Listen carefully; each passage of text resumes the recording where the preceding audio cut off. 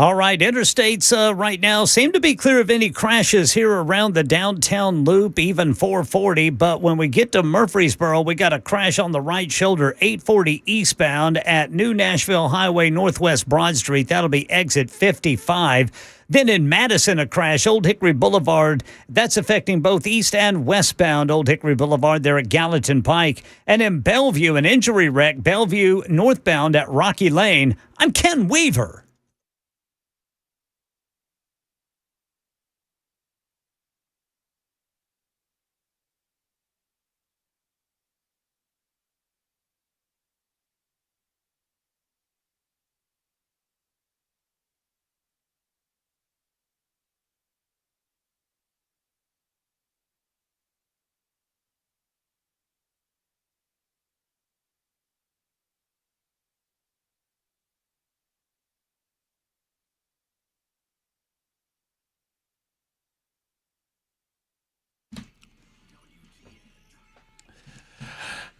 What is going on, everybody?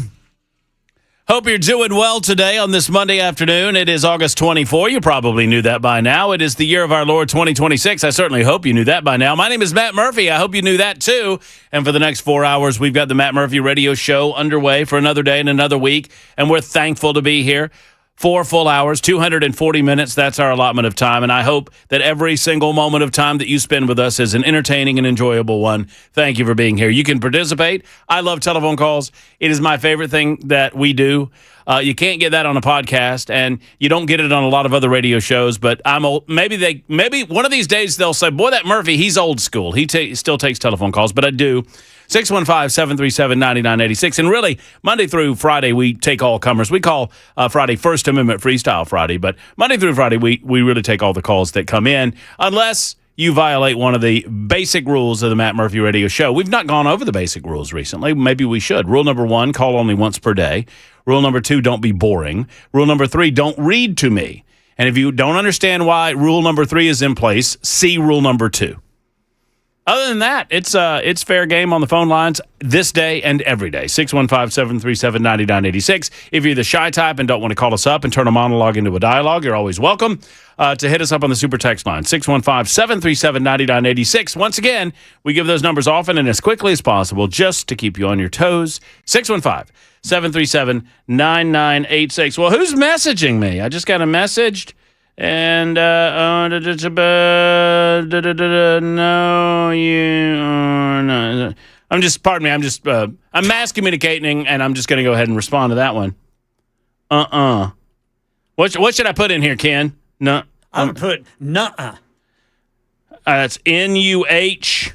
N-U-H-U-H. U-H. Nuh-uh. Nuh-uh. Nuh-uh. Nuh-uh. Nuh-uh. Nuh-uh. Nuh-uh. There's the voice of Ken Weaver. He's behind the glass.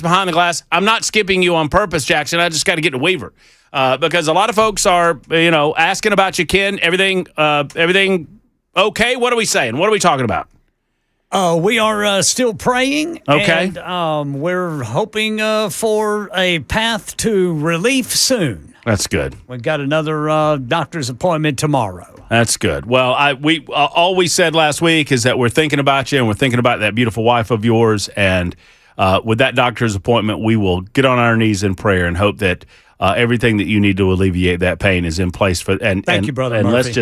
let's put it through that doctor's hands and put it through his mind that he understands what's going on and provides a path for relief. Yes, sir. And that's what it's all about. Yes, sir. Well, I didn't expect to see you today. It was good to see you. I'm sorry why we had to see you. I wish that you could be closer to Jen, but I get it. It just had to be done. So, fortunately, the daughter was off work today. That's she good. was able to take care of stuff. That's so good.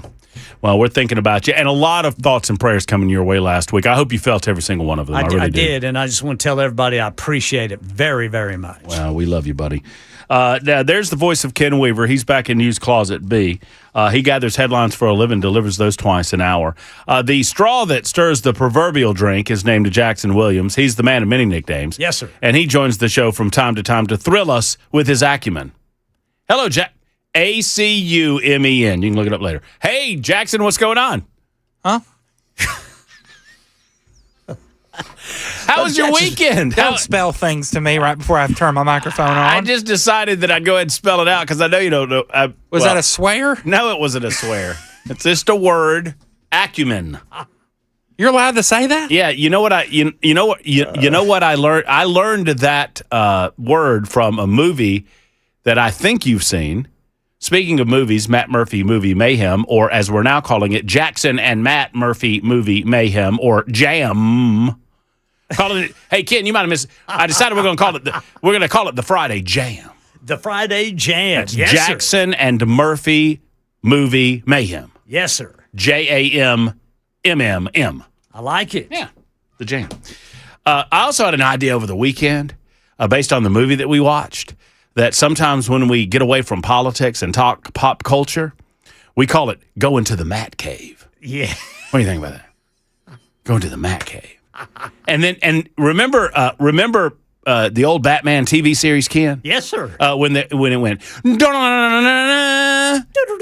yeah, that thing, right? Yeah. So when we go to the Matt Cave, you hear that.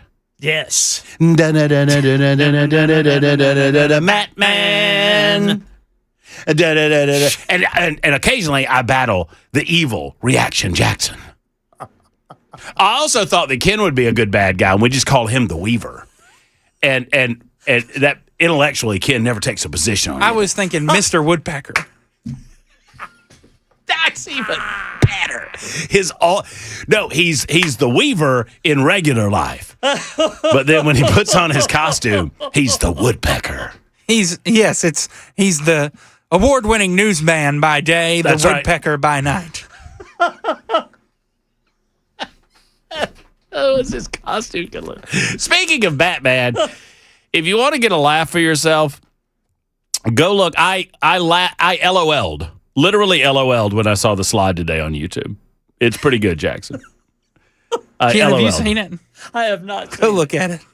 If you could get over to the YouTube chat, just go take a look at what loveliness. By the way, I think the squirrels are now a permanent part of our slides. I can't get rid of them. we can't get rid of the devil squirrels, so that's just it is what it The is. Satan squirrels are here to stay. And that's how they get you. That's all right. That's how they get in there. Oh. You see that over there, Ken? All right, remind me to turn this off so we don't have what happened that one day. Oh, I remember that. Oh, where it was like an infinity loop. Yes. Oh, it's bad. And it was my fault. No, it's all good. It was very odd.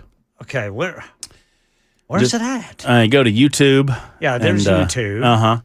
And then you just Where's the Murphy Show? Well, you go to Super Talk 99.7 WTN. Right. There's only 9 people watching. What the hell's going on with y'all? Y'all need to get on board. Come on, let's go. Yeah, come on. Monday after. Oh, well, no, actually, I need to refresh. I'm sorry. Maybe I need to refresh. Let's see if I can refresh this thing. Oh, okay. There's 93 people watching. Thank you. That feels a lot better than just the 9. Yeah. So there I am in my Memphis in Darkness, the Murphy Show. Right. Look at there. Got my hands on recreate it. Let's just come.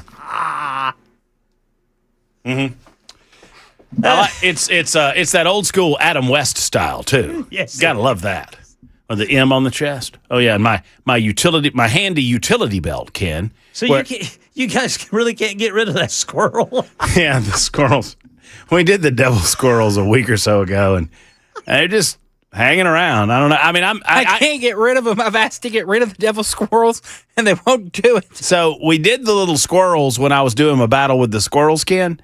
And then and then I felt like it was hotter than Hades, and so I told Jackson, I was like, well, it's hotter than 40 hells outside, so just leave the squirrels, but put little devil horns on them, like they're little hell squirrels. They've got pitchforks, and now they've got little, as my grandpa used to call that, they got little hay forks, and they got little horns on them, and the little devil squirrels are just hanging out just randomly. So Little chubby squirrels. oh yeah, they're pretty cute. Brother, you should see the ones in my yard, man. You would think that Miss Beasley could outrun them, but she cannot. Murphy, you've been working out, man. Yeah, I've been working on the old abs. Thank you, Ken, for saying so. We modeled for that a couple weeks ago, so yeah. I appreciate that. That's my 12-pack abs. Anybody can have a 6-pack. I got the good old 12-pack. And I don't do beer either. Now I'm doing I tried some of those Good Boys over the weekend. I've never had those. You know what I'm talking about? That's that John Daly brand. Oh. It's tea and vodka And lemonade. and lemonade. Pretty good. Goodness. Have you had one, Jackson? Pretty good. I had more than one. Yeah. Well, like Lay's potato chips. They are like Lay's potato chips. Yeah, they just go down easy. Don't Yeah. And then by the time you know it, it's 3 o'clock in the morning and gotta go to bed. Are you talking about the cabin trip? I am. Jackson had 10 Trulies that night. 10! Good. 10! No, I had one, and I know there was one left. There was one still upstairs. There was? Yeah, you had 10. Well, I also had one of yours. Oh, so that was 11 then. Sure. Oh, man. You seemed fine to me. Of course, I'd had my share too. So, anyway, nobody was driving nobody was driving. We're all just in a cabin. That's a lot of truly. Yeah. Playing poker. We're just playing poker. It's all good.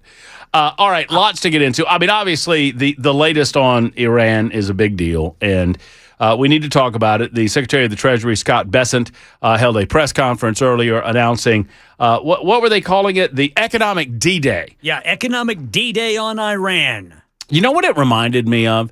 I should pull this up. Remember when George W. Bush said, "If you're not with us, you're with the terrorists"? Yes, sir. That's kind of what it reminded me of from an economic standpoint. Is that as a nation we are sick and tired of other nations comporting with the enemy that they publicly will denounce. And so we want to do something about that. It's also a signal that the military aspect of the operation isn't working. So that's one positive and one negative, right? The positive is we're taking the next step and we're telling other nations that are hanging around Iran and doing business with Iran while publicly denouncing them. You know what I mean? It's like a lawmaker talking about how awful and what a scourge on society these strip clubs are, and then you see them coming out of the strip club. It's like, well, which is it, buddy boy? Are you going to, you're talking bad about them during the day and then you're heading off there at night? Well, we can't have that. Well, some nations are doing that too. And I felt like we're mainly talking to China. I mean, we won't name that. We won't say it. But the idea is to present secondary sanctions. And look, I'm going to give it the fair hearing that it deserves. I'm not so sure it works, but I'll give it the fair hearing that it deserves. Justin Pearson is out and about talking about why Memphis is what Memphis is. And believe it or not, Justin Pearson's taking no responsibility for that, despite the fact that he is in the House of Representatives as a representative of Memphis, despite the fact that he constantly spits the bit when he could do good for Memphis, despite the fact that many Republicans have done more and better for Memphis than any Democrats over there. He's going to blame the Republicans, and that's despite all local control being in the hands of Democrats for the last 50 years in Memphis, Tennessee. We shall discuss. Leftists always have an excuse, man. They have an excuse for everything. It's pretty fascinating. But I will start here. I understand why people are enjoying the soap opera that is the WNBA. I get it. I do. I truly do. And I enjoy it too.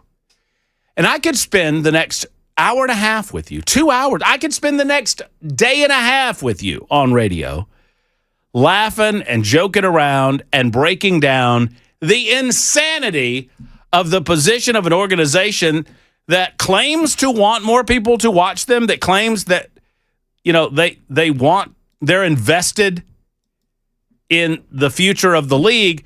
But then every opportunity that they have to highlight those that are drawing new eyeballs to the league, they shun them. Every opportunity that they have to make any level of sense regarding openness and inclusion. So let me get this straight. The WNBA is open and wants to include everyone unless you have an opinion that is mildly divergent from their opinion. And if you have an opinion that is mildly different than their opinion, they're going to call you every ist under the sun, whether it's racist, sexist, chauvinist, whatever ist. What did Sophie Cunningham do except express her opinion? And they're like, we love everybody except people with different opinions. But even saying that and saying that I could certainly break it down, I'm just having a difficult time expending any level of energy, certainly no emotional energy. I mean, it's amusing and we can have a good time with it. It's funny. It's ridiculous. But I just have no willingness to expend my energy for this level of stupidity. Let's just let the WNBA die. And oh, by the way, WNBA, I suppose that you no longer want to take money from organizations that are run by men that you don't like very much. So stop taking money from supplemental dollars from organizations like the NBA that keeps you afloat. What about them apples? Anyway, we'll have some fun with it for what it's worth. I cannot expend any energy on it. I just think it's funny that they claim to want to protect a women's sport and they will not do the basics to protect a woman's sport. I don't get it, but I don't think I'm supposed to. And then there's the Lindsey Clancy trial. The expectation that will get to a jury this week at some point. We will discuss the latest on that as the program unfolds. Brent Taylor, who is running for the 9th Congressional District, will be along for a moment or two in the 5 o'clock hour. We're looking forward to that conversation. You on the phones before then. It's 22 after the hour. Mark and Mike, I see you over there. It's the Matt Murphy Show. Thank you for being with us on this Monday on Super Talk 99.7 WTN.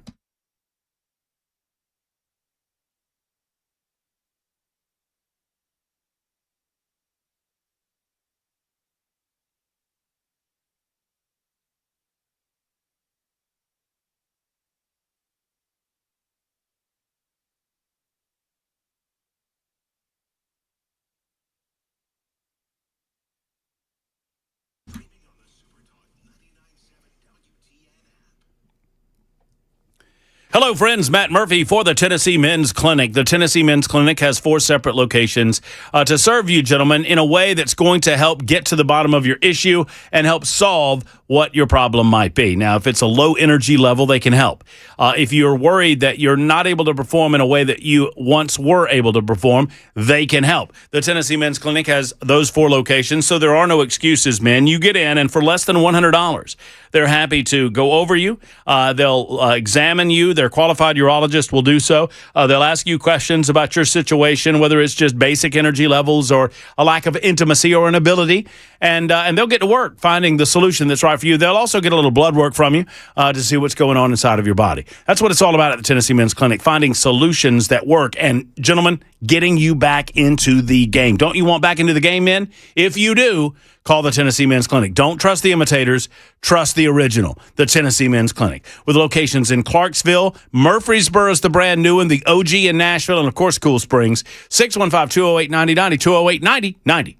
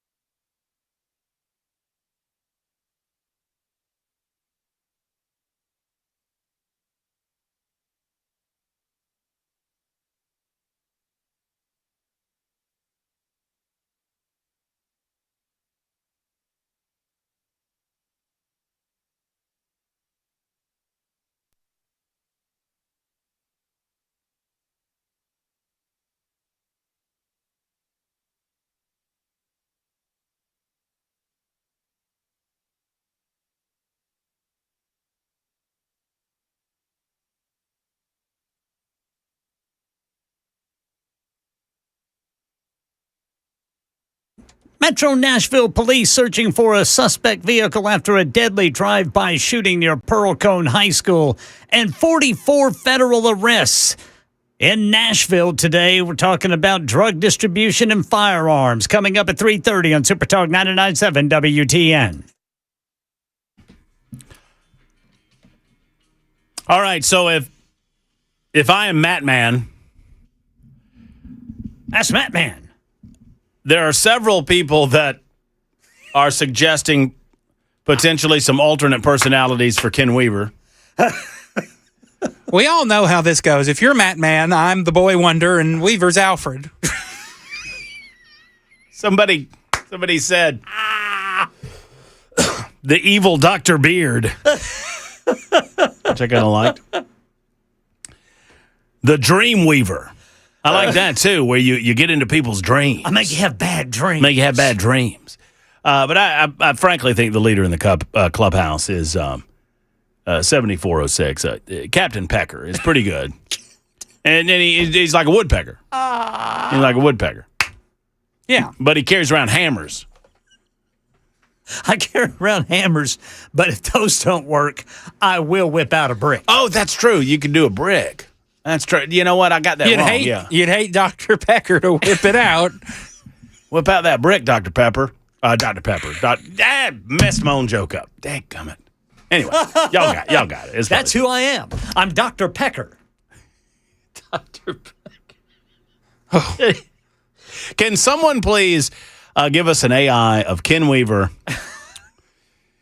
in his evil villain persona of Look out, boys. Here comes the woodpecker. Dr. Brick Pecker. Now, see, that's your personality in daily life. Your name is my real name is Brick Pecker. Brick Pecker. But at night you don the outfit and you become the woodpecker. The woodpecker. You better look out.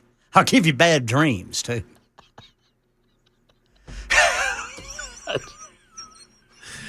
Hi.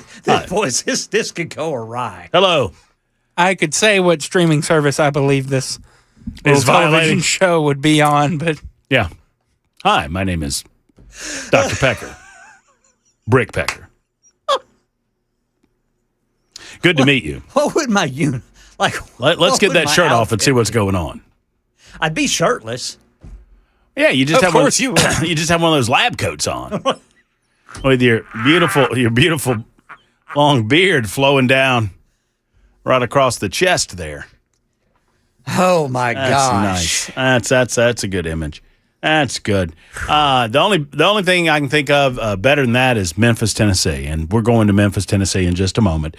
Talk about old Justin Pearson. He's got a reason why Memphis is not doing as well as it should. We'll explain to y'all what that reason is. You won't believe it. Mark and Mike, hang in there, and I'm getting to calls immediately following the news. The news is coming right now. However, it is 3:30, almost 3:31. Super Talk 99.7 WTN.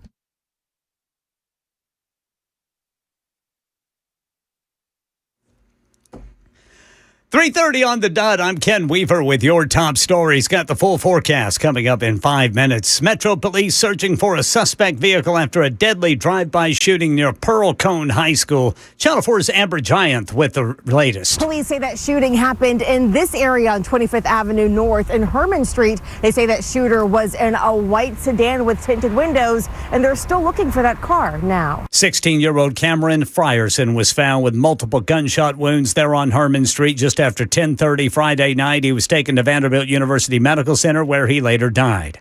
Meanwhile, in Nashville, a multi-agency crime crackdown has resulted in 44 federal arrests. Dubbed Operation Last Call, the investigation focused on suspects accused of drug distribution, illegal firearm sales, and weapons offenses.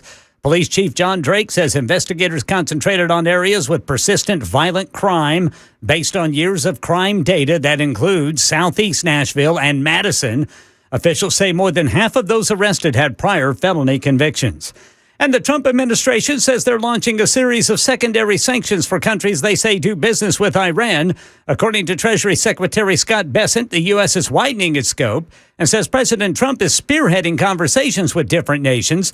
Bessent wouldn't mention which countries the president was talking to, nor would he give any specifics on timeline, but did give a warning to countries who sided with Iran. Let there be no ambiguity as to the position of the United States.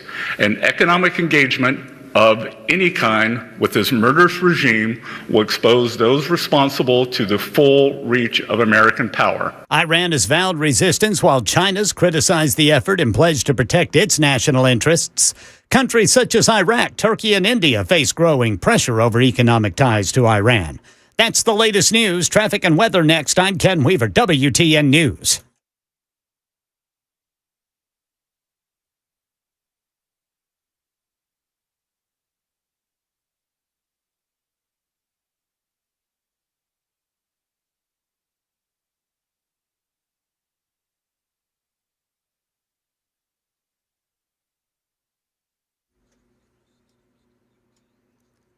All right, brake tapping is well underway, especially if you're northbound North Loop, then eastbound 440 over to 24, eastbound 24 from 440. It's really tied up right there at the downtown split there, 24 and 40, where 24, you continue going westbound on 24 or westbound on 40, really backed up there. I'm Ken Weaver.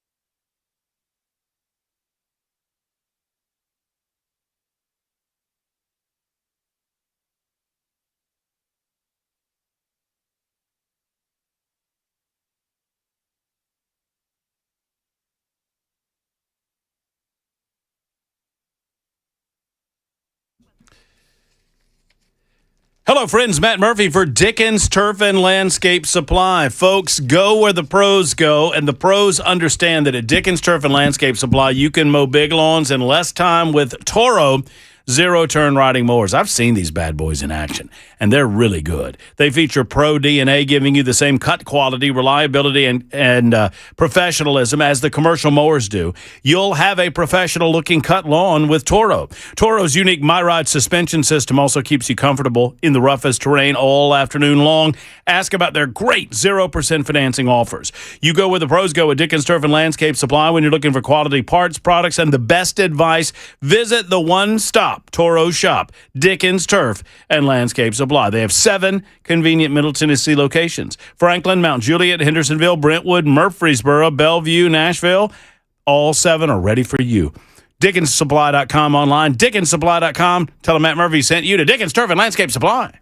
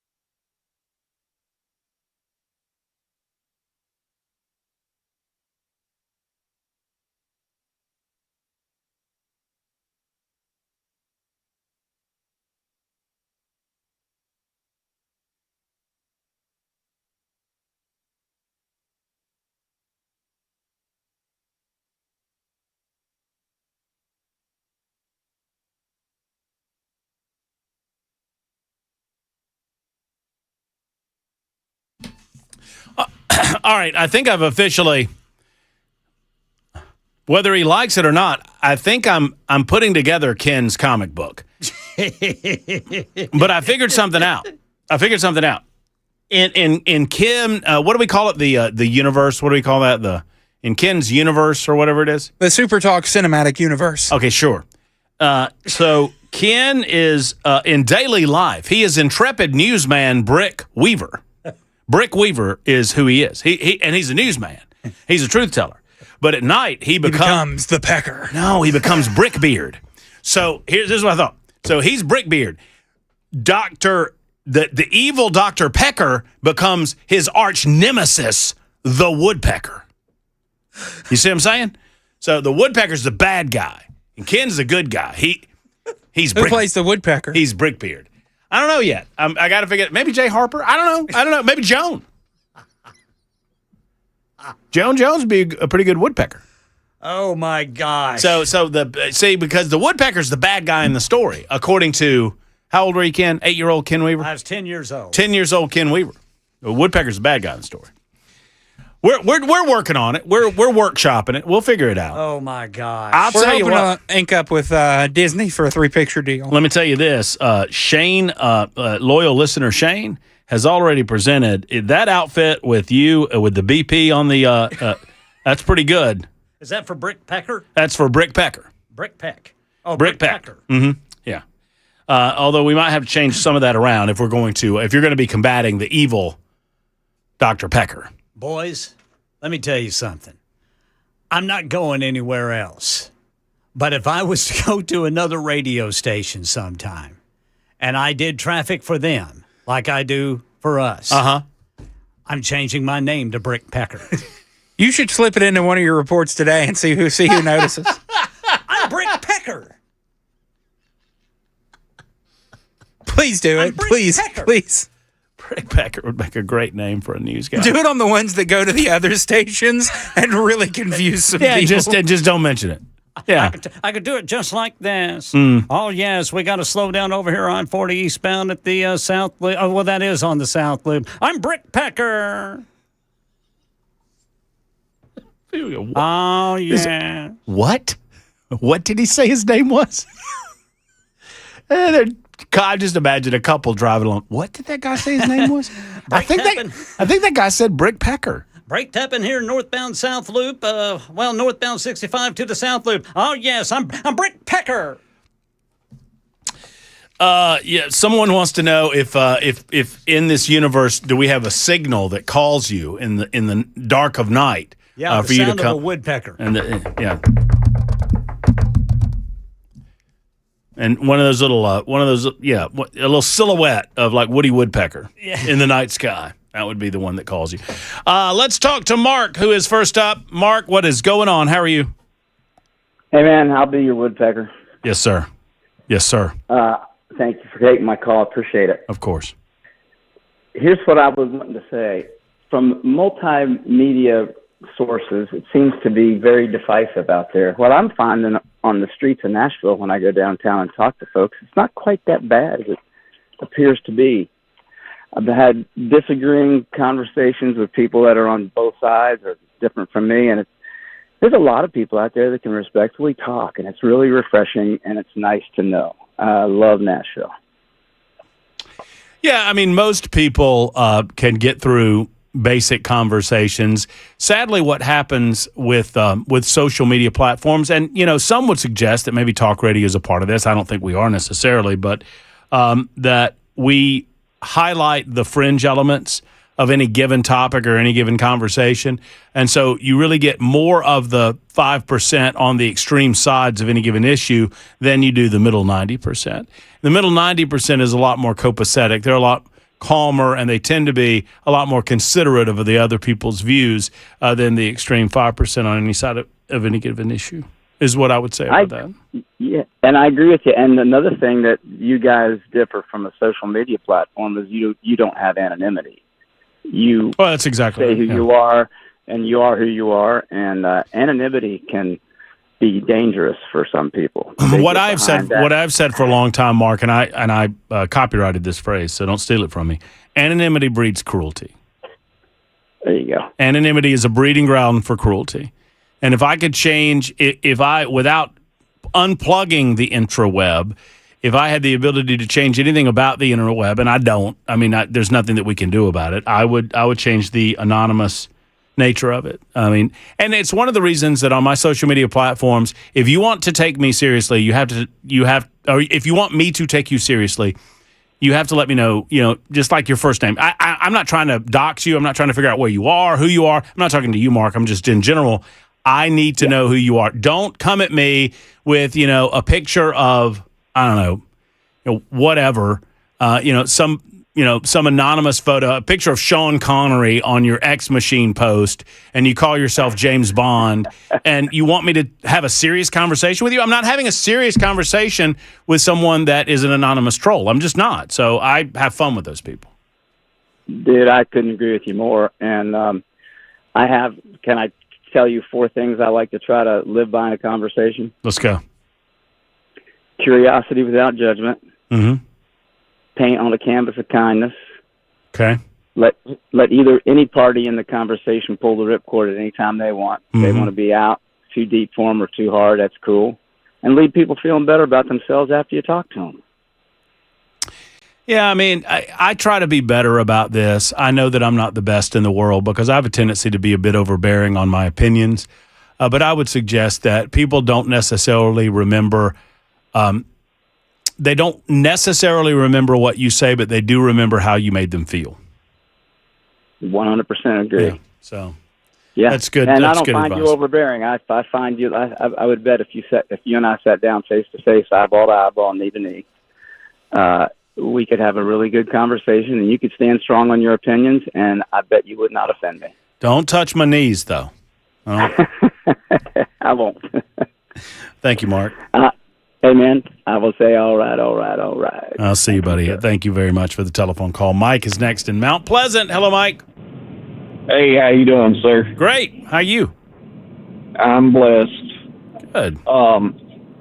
Ask Mr. Weaver if it would be okay to have my man Screw pray for his wife.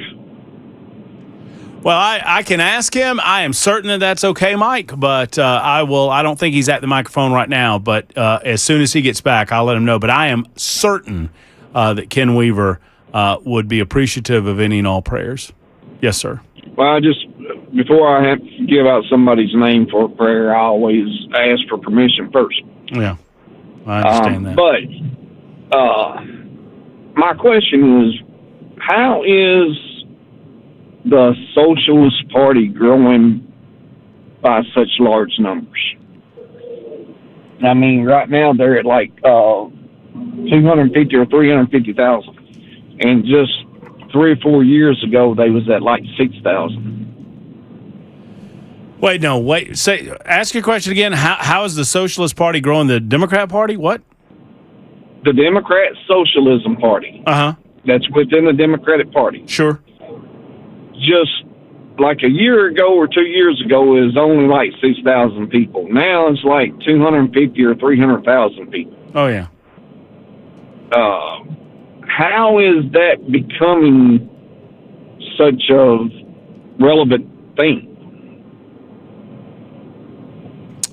Because the lure of socialism can infect simple minds.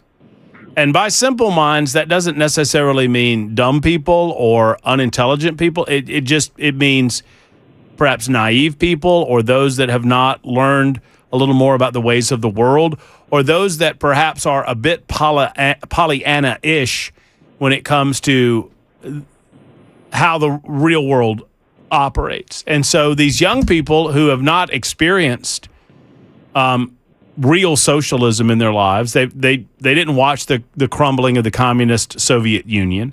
They didn't understand. They don't understand because the media will not truly expose it, the evils of communism in places where it is around the globe. They never understood the scourge of communism in Cuba or the scourge of communism even in Venezuela. So they don't really have a real world understanding of it.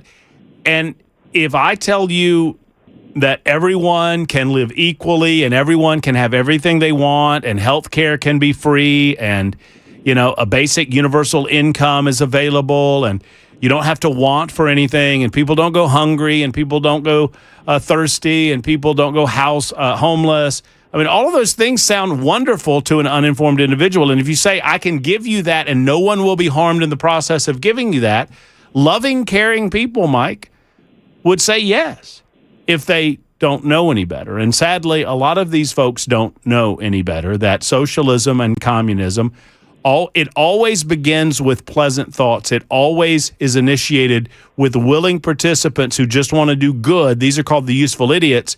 And it always ends at the point of a gun. Always.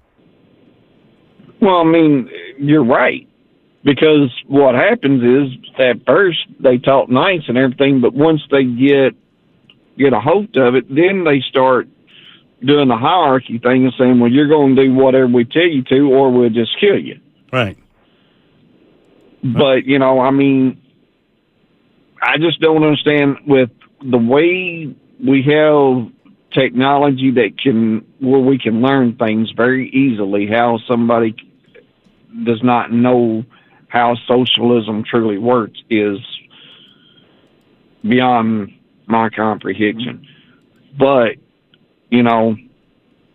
my fear is that we're going to continue to not call it out as conservatives or as Americans, more or less, really and truly Americans, is within a few years our country will go to that. And I hope and pray we don't. It is a natural process that we drift toward socialism, and we must stop the nation from drifting that way. It takes active awareness, and it takes active pushback in order to prevent the natural drift that any given nation would have toward a socialistic state. And it's sad, but true, Mike. And I want to continue down this road, and thank you for the telephone call, and thank you for the prayers for Ken and his family. And obviously you've got the thumbs up on that end. But it is natural for us to gravitate toward more social programs. It's much easier to be a leftist, right? Because leftists get to talk about how awesome they're going to handle all of these issues, how government can be the solution for everything in your life, how nothing is really your fault.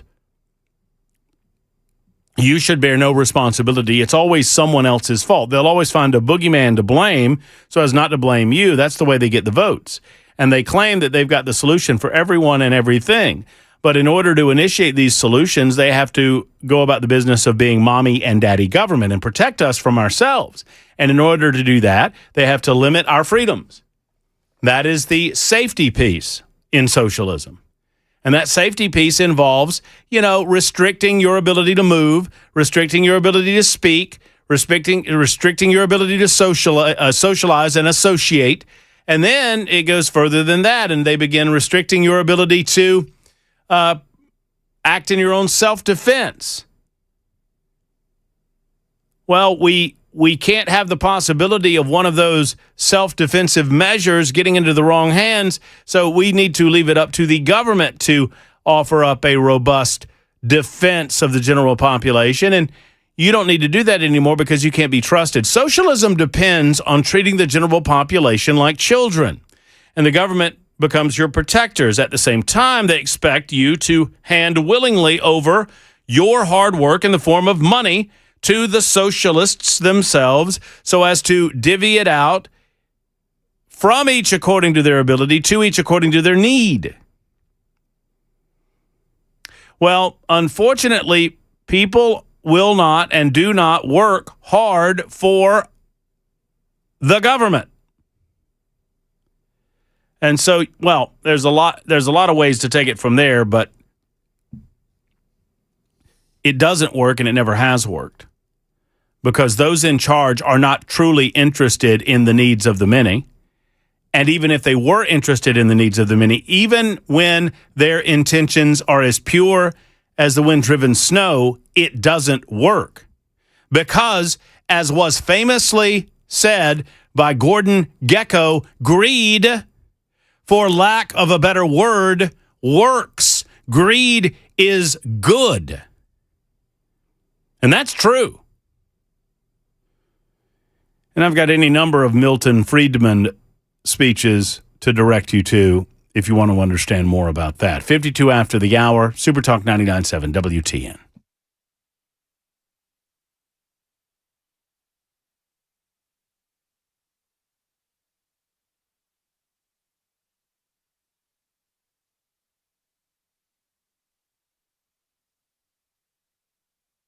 Hi, friends. Matt Murphy for King & Associates Insurance, protecting your homeowners and your automobile insurance, bundling those up and saving you a lot of money in the process. That's what it's all about. Whether you're a first-time homeowner, a growing family, or shopping for better rates, they make it simple at King & Associates Insurance. They did for me. I was somebody that was buying a house, and I knew I needed homeowners insurance. I'd been renting for a number of years in Nashville. When I bought, I called Emery and King & Associates, and I'm so happy I did. We saved a lot of money. We not only got a great deal on homeowners insurance, but I also got a better deal on automobile insurance, and I didn't think that was possible. No pushy salespeople, just honest advice, personalized service, and policies that make sense for you and your family. That's what it's about at King & Associates Insurance. They're local, independent, and they work for you, not for the big insurance companies. Call 329-8121 for more information, 329-8121 or T, letter T, kinginsurance.com. King & Associates Insurance, protecting what matters most.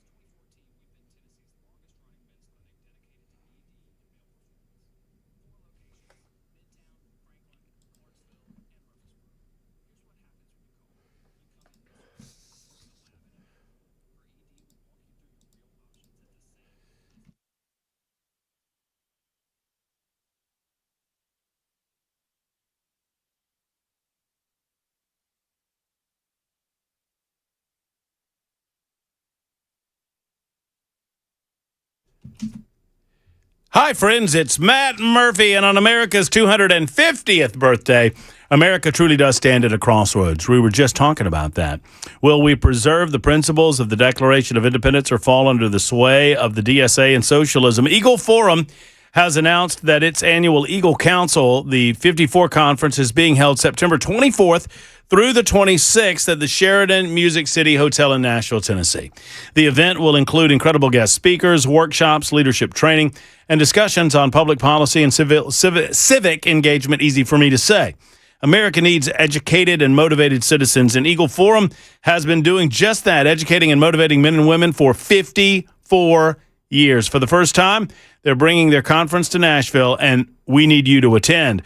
Go to register at eagleforum.org. More details and registration information available at eagleforum.org. A wonderful organization, and I'm proud to say that they are bringing their conference to Nashville, Tennessee. Find out more at eagleforum.org.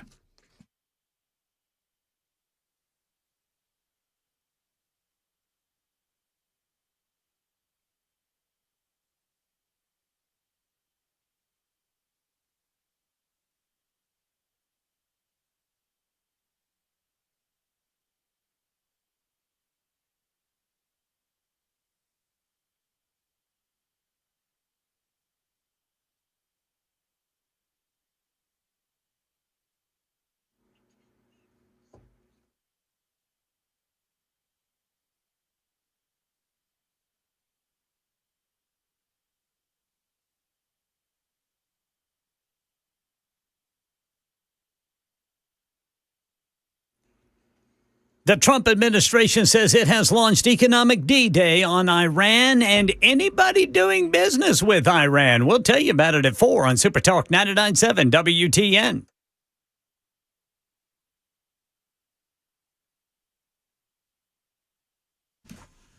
Super Talk 99.7 WTN. Interesting. We were set to talk about Representative Justin Pearson, who is running for the 9th Congressional District seat, and we ended up talking about socialism. But we repeat ourselves. Justin Pearson's a socialist, whether he wants to admit it or not. Jeff wants to talk Republicans for just a moment. Hey, Jeff, what's going on? Hey, how you doing? I have a quick question for you. My question is why do you think the Republicans are pushing these guys over to the Democratic Socialists by having that monarchy way about them? You know, not wanting to debate, not wanting to go with what the people want in the state. There's a lot of I got young sons. I'm in my 60s, and I got sons that are in their 30s and 20s, and I feel lost when I talk to them about some stuff. What you think? You think they're siding over with the Democrats? Is that what you're saying?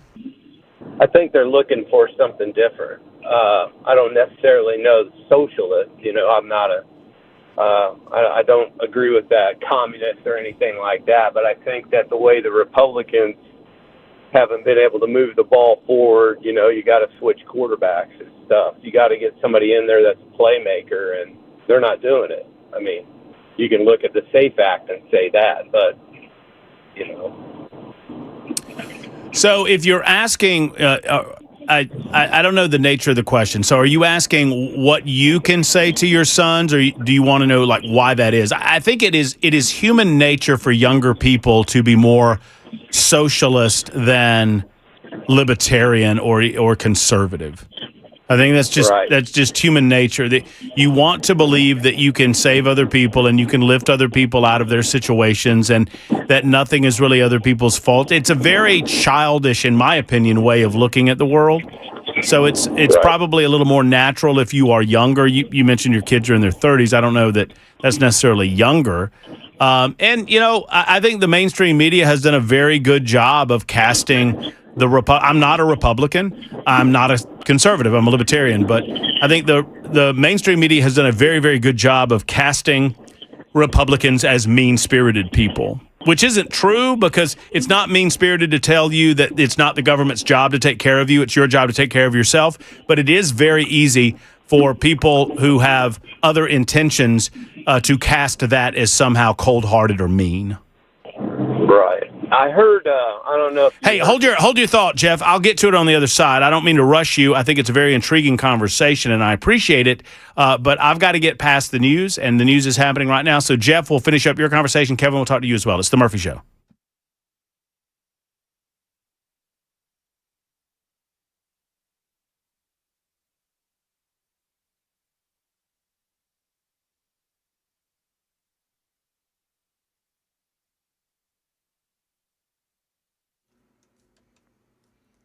Four o'clock on the dot. I'm Ken Weaver with your top stories. Got the full forecast and traffic coming up in 5 minutes. The Trump administration says they're launching a series of secondary sanctions for countries they say do business with Iran. They call it Economic D-Day. We know who they are. They know who they are. So when the hammer of U.S. Treasury actions falls upon them, they will have no one to blame but themselves. Treasury Secretary Scott Bessent says President Trump spearheading conversations with different nations. Bessent wouldn't mention which countries the president was talking to, nor would he give many specifics on timeline, but did give them that warning. And Iran has vowed resistance, while China has criticized the effort and pledged to protect its national interests. Countries such as Iraq, Turkey, and India facing growing pressure. And President Trump doubling tariffs on Canadian-made vehicles, auto parts, and steel to 50% starting next year, days after negotiations between the two countries collapsed. The tariffs may raise costs for U.S. consumers, while Canada's export-dependent auto and steel industries could take a major hit through job losses. And Metro Nashville police searching for a suspect vehicle after a deadly shooting near Pearl Cone High School. Channel 4's Amber Giant says 16-year-old Cameron Frierson was shot on Herman Street shortly after a football game had ended and most attendees had left. His mother tells us Cameron was a junior at Hunters Lane High School and worked 2 jobs. He was excited to have a night off to enjoy the game with his younger brother and friends who were with him. Police are still working to learn what led to the shooting. But Cameron's family says he was a good kid who stayed out of trouble. They say he was not involved in gangs, and they don't believe he was the intended target. Witnesses told police the gunfire came from a white sedan with tinted windows. Anyone with information is urged to contact Crime Stoppers. Federal prosecutors and Metro Police say 44 people are facing charges after a sweeping Nashville gun and drug trafficking investigation, seizing at least 160 firearms and a lot of meth, fentanyl, and cocaine. The 3-year probe centered on neighborhoods with elevated levels of shootings and gun violence, specifically in southeast Nashville and Madison. And does this sound familiar? It's been nearly 2 weeks since severe storms knocked out power to homes and businesses in Gary, Indiana, but thousands of people still without power. Mayor Eddie Melton said he believes not enough power utility workers were staged in Gary at the beginning of the storm. It's unacceptable. We've communicated that to our utility company. We've had to create an emergency shelter. We've been providing food for residents. Yeah, shelves at grocery stores have been stripped bare. And a California man who was rescued after being stranded at sea for 16 hours is speaking out. Paul Carbolito was jet skiing off Long Beach when a wave knocked him into the water and he started drifting miles from the shore wearing a life jacket. I was calling for help, praying to God. I was just doing everything, you know. I didn't want to give up because I keep getting splashed. I was like, where are these waves coming from? After spending all night in the ocean he spent all night, that is, in the ocean, I should say, before a Coast Guard helicopter spotted him and hoisted him to safety. That's the latest news. Traffic and weather next. I'm Ken Weaver, WTN News.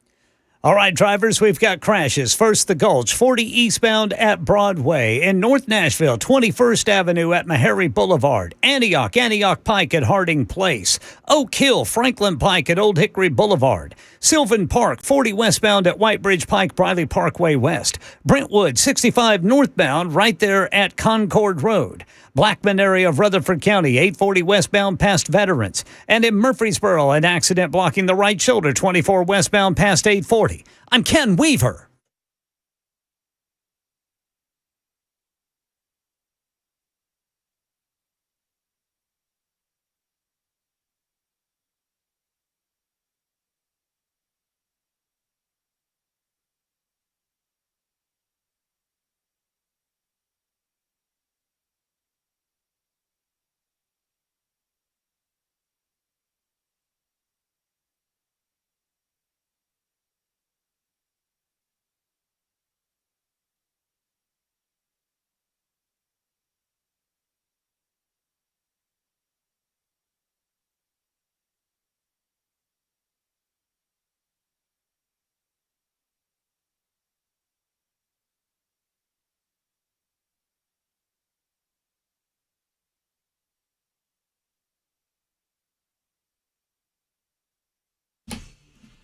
Super Talk 99.7 WTN. My name is Matt Murphy. This is the Matt Murphy Radio Show. Plenty to do, plenty to get into. Happy to have you with us. 3 more hours to go. Thank you for being with us on this Monday. 615-737-9986. If you'd like to be a part of the show, you're welcome to do so. I love telephone calls. Love talking with you on the phones. 615-737-9986.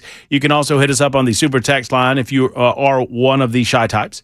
You can get in on that side of things, and we'd love to hear from you over there. There's also plenty of social media platforms. I mean, and I didn't get into some of the pleasantries. It's episode 1103 today. 1103. Jackson Williams, Jay Willie's behind the glass, making sure that everything that comes out of our speakers sounds as good as humanly possible. We appreciate him. Did I even say hello to you today? I can't remember. Maybe we got excited because Ken was here. We did. It's true. We got excited because Weaver's back in the house for today, out tomorrow. I think that's right. No, I'm going to try to be here tomorrow. Going to be here tomorrow? Yes, sir. Okay. I want to try to be here every freaking day. Well, I hope you are. Because that would bode well for everything that's going on. And Mike said his men's group's praying for you, Ken. I appreciate it, Brother Mike. Love that. Praying for you and praying for the family. Weaver's behind the glass. He gathers headlines, delivers them twice an hour, and when it breaks. You can find us on a variety of platforms, 99.7 FM, iHeart, Spotify, TuneIn, our own app, Supertalk 99.7 WTN. And then on Talk TV, it might be my favorite slide you've done. My favorite's the blueberry. I look pretty good as the blueberry. Just Matt Murphy in. Oh, Ken missed that. Oh, did you miss the blueberry, Ken? I missed the blueberry. Hey, have you ever seen Willy Wonka, Ken? Remember when Violet turns Violet? You're turning Violet. Yes. Remember when Violet eats the gum and turns into a blueberry? And yes. Willy Wonka says, it always happens. They always turn into blueberries. And then she's got to be squeezed or she'll burst. Jackson turned me into a blueberry, Ken. Wasn't very nice.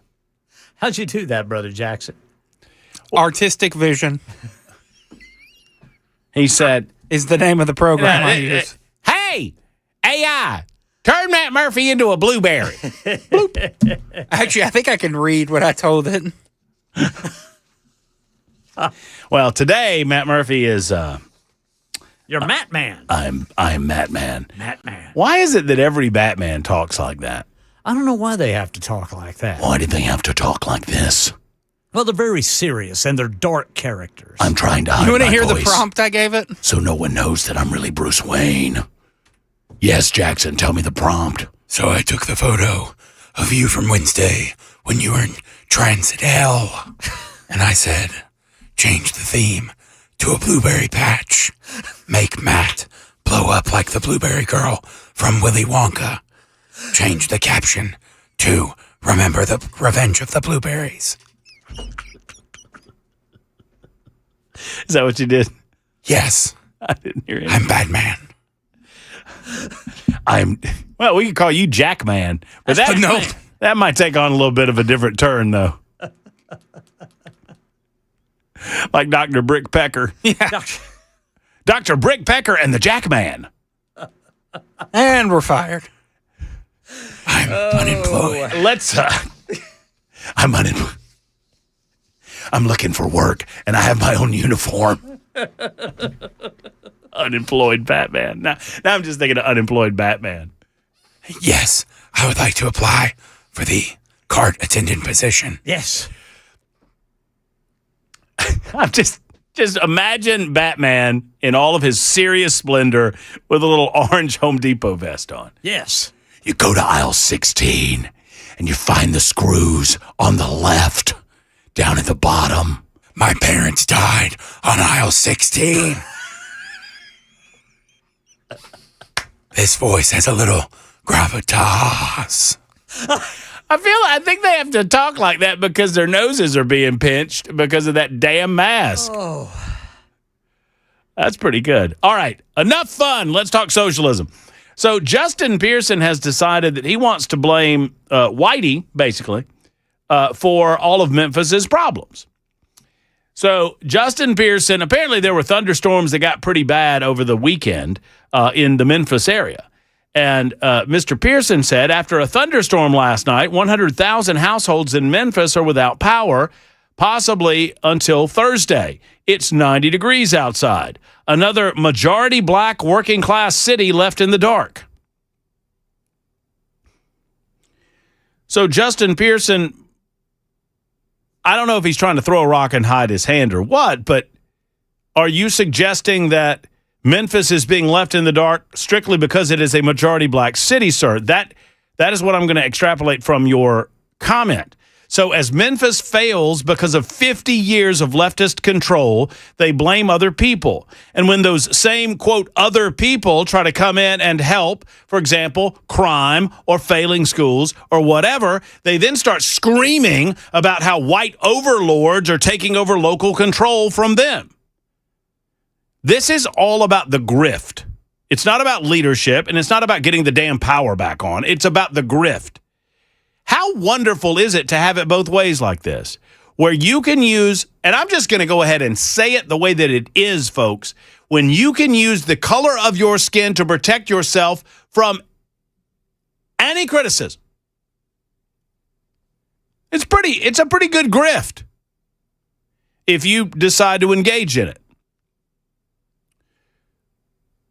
If you can manage to get elected, then whatever bad you do, you protect yourself by claiming that anyone criticizing you is criticizing you because of the color of your skin. And any attempt that they make to come in and do better, you wag your finger at them and scream that they're trying to be white overlords on the plantation. And when people come in and perhaps have legitimate criticism of the way that you're managing the system, you claim that you don't have any power within the system because of, Whitey back in Nashville, I guess is what Justin Pearson's saying. Justin Pearson, did anyone tell you about the ice storm of 2026, where hundreds of thousands of people in Nashville, which last I checked is not a majority black city, thousands of people in the Nashville metro area were without power? Anybody tell you about that, Justin? Come on the radio show and I'll fill you in. How nice it must be to be able to grift along these lines. And anytime someone like me comes along and has legitimate criticism of the grift, I just get labeled a racist. And you know what? That would bother me if it had any weight or any merit or any meaning anymore. And it doesn't have any of those things because those that scream it overuse it to the point that it has become a meaningless statement. Now, all of that to say, Jeff wants to finish up his thought. And Jeff, I'm glad that you were able to hold through the break. Jeff was talking about some concerns that he has that we're kind of sliding off into socialism in America, and there's nothing the Republicans are really doing about it to gather these minds back. Jeff, go right ahead, sir. Well, thank you. And I think that the Republicans, in my opinion, now I'll be transparent with you. I voted for Monty Fritz because, like you, I didn't like Blackburn not going out and debating these guys. I want to hear them. I heard Green on Chad's show earlier, and she didn't sound crazy. And I think these younger guys, like my sons, they're listening to these guys, and, you can only call them crazy for so long. They're looking around, they're seeing the gas prices, the food prices, the housing prices, and, when these people start promising free stuff to them, and, it's a problem. They're like, well, this is sucking over here, so we want something better, so we need to go a different direction. And that's where the Republicans are failing. Did you? I didn't listen to. I caught a little bit of the conversation between Jack and Jerry, and I hope that Jerry's willing to come on my show as well. You say she didn't sound crazy though. No. Yeah. What's her position on abortion? Do you know? Well, she is pro-abortion. She's like women's rights, and you got half the state that are going to swing that way. I mean. There's like a small percentage of people are like abortion's to term, that's craziness. But there's other people that are like, hey, let's give them an option for appeal if they go out and do something. Well, I know, and I only bring it. I don't know. I didn't hear all. I mean, maybe they went over. I don't know. I didn't hear enough of the marijuana and stuff like that. That's a small thing. But each little thing like that, abortion, marijuana, each of those little things is going to capture a certain abortion, marijuana, education freedom, Memphis, Tennessee, the crime rate there. She's on the city council. Why is the crime so high? Did she support the state and the federal government coming in? Would she support as governor the state helping the federal government with regard to illegal immigration activity? What about crime in Nashville? What about education in Nashville? Is she for the Education Freedom Scholarship? I'd be willing to listen to her position on a lot of these things. I think, Matt, I agree with you until we can have a true, honest conversation. If you're going to look at crime rates and stuff in these bigger cities and stuff like that, you have to really look at the dynamics of what makes up the population and where the most of the crime is coming from. And then there has to be accountability in those communities. So they can point the finger and they get a lot of attention by saying, oh, the whitey is, he's guilty, he's in charge and all this. But the reality is that you have to be accountable for your community. And until that conversation happens and it's, somebody says it correctly where no one's offended and no one's racial, you're not going to be able to fix a problem and believe me, I had a son that lives up in South Haven, which is next to Memphis, and when the National Guard were up there, it was a lot better. Crime was down. None of the Democrats up there, a few of them would say, I shouldn't say none of them, a few of them were against it, but the majority of them worked with the National Guard, and they got the crime rate down significantly. Ask them about it publicly. I don't know if Chad asked Jerry about it. And they will denounce Donald. They will denounce Donald Trump coming in and doing what Donald Trump did publicly. Yeah, they're hung up on that. I mean, because it becomes political for them. Yeah, it's a weapon, and the point is that we're going to learn. We're either going to come together or we're going to suffer, and that's going to be what's going to happen, and hopefully we can come together. And one thing that I did that perked me up when she was talking to him was she kept talking about how she's working with Republicans on the commissioner or up there. She's working with the Republicans. And that's a key thing, that if someone from the other side is able to work with Republicans and, you can't even get Blackburn to answer a question. So I'm not voting for her. I voted for a Republican a long time. I will not vote for her. I'll vote independent or I'll vote for Green. And I know my sons ain't going to vote for her because they don't like her stance on a couple things. But I just want somebody that's going to, say what you're about, stand behind it, but you got to represent the people. That's your job. You work for us. What are the issues that your sons don't care for when it comes to Marsha? Well, they don't care that, she's not transparent. They want her to, debate. And I could say that they don't want somebody, I have sons. My youngest is 24. I got a 24, 26, and a 30. And they don't want somebody, they don't want parents no more. They want to be able to live under freedom. And there's a lot of things. Some of them disagree with the marijuana stuff. I don't know that they smoke marijuana or not. I know that they drink a little bit. I do too. But, it's just the way it's done. It's like they want whatever's the majority for the state. The abortion thing, young women are against that because they feel that. Well, look. They want. What I want to know, and I heard a portion. I mean, I'm not here to talk about other talk show hosts. I like Chad personally. He and I do very different shows, and I don't make a habit of commenting on other hosts' shows and the manner in which they interview people. I wouldn't do that to Dan. I wouldn't do it to Chris. I won't do it to Chad, and I won't do it to anybody else. And I don't think they would do that to me. We're all different in the way that we do things. All I can tell you is that for someone like Jerry Green, it's not a matter of whether or not you want women to have the right to abort a child. It's when does the government when is it the role of the government, if you're governor of the state of Tennessee, when is it the responsibility of the government to step in and protect the baby? Does that happen at birth? Does it happen at 9 months, 8 months, 7 months, 6 months? I want to know when she believes. I mean, is this not a fair question, Jeff? On the issue of abortion, for example, when is it the responsibility of the state to step in and recognize and defend the rights of the child?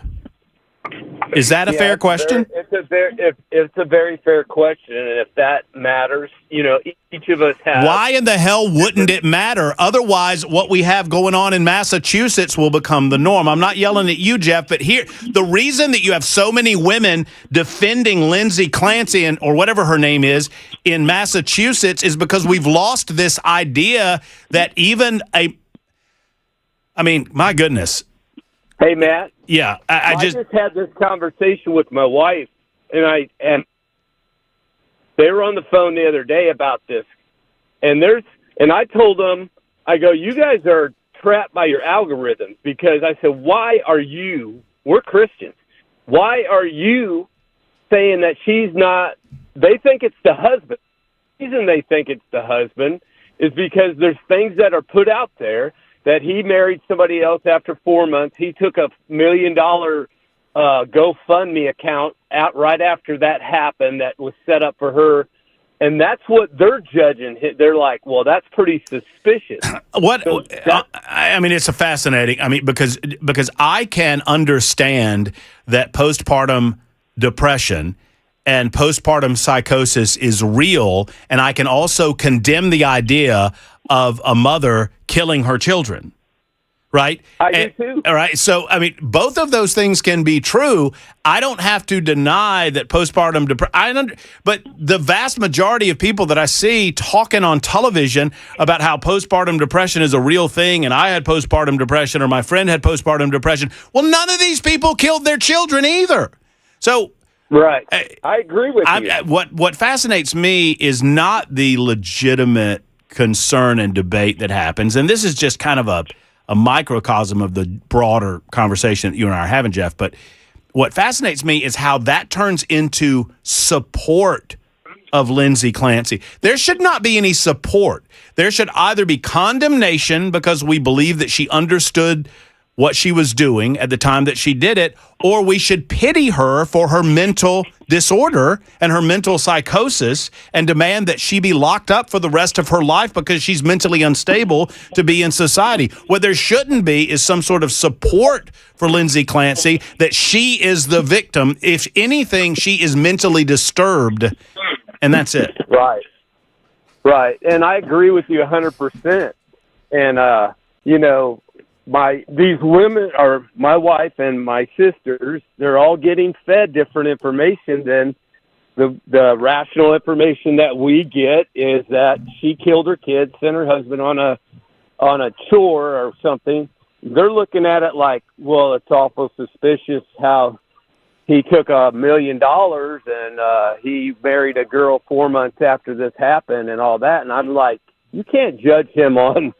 He didn't know he was going to get $1 million, but well, you know what I would say. To this, I would say, okay, let's. If I were having the conversation, I would say, okay, let's assume for a second that the husband was an awful, horrible human being. Okay, let's assume that for a second, that he was the most awful human being imaginable. Did he kill his children? Yeah.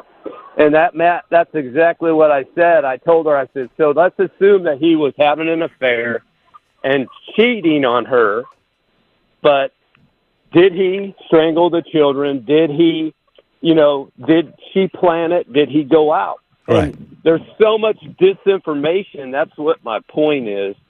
There's so much disinformation out there that you don't know the truth anymore.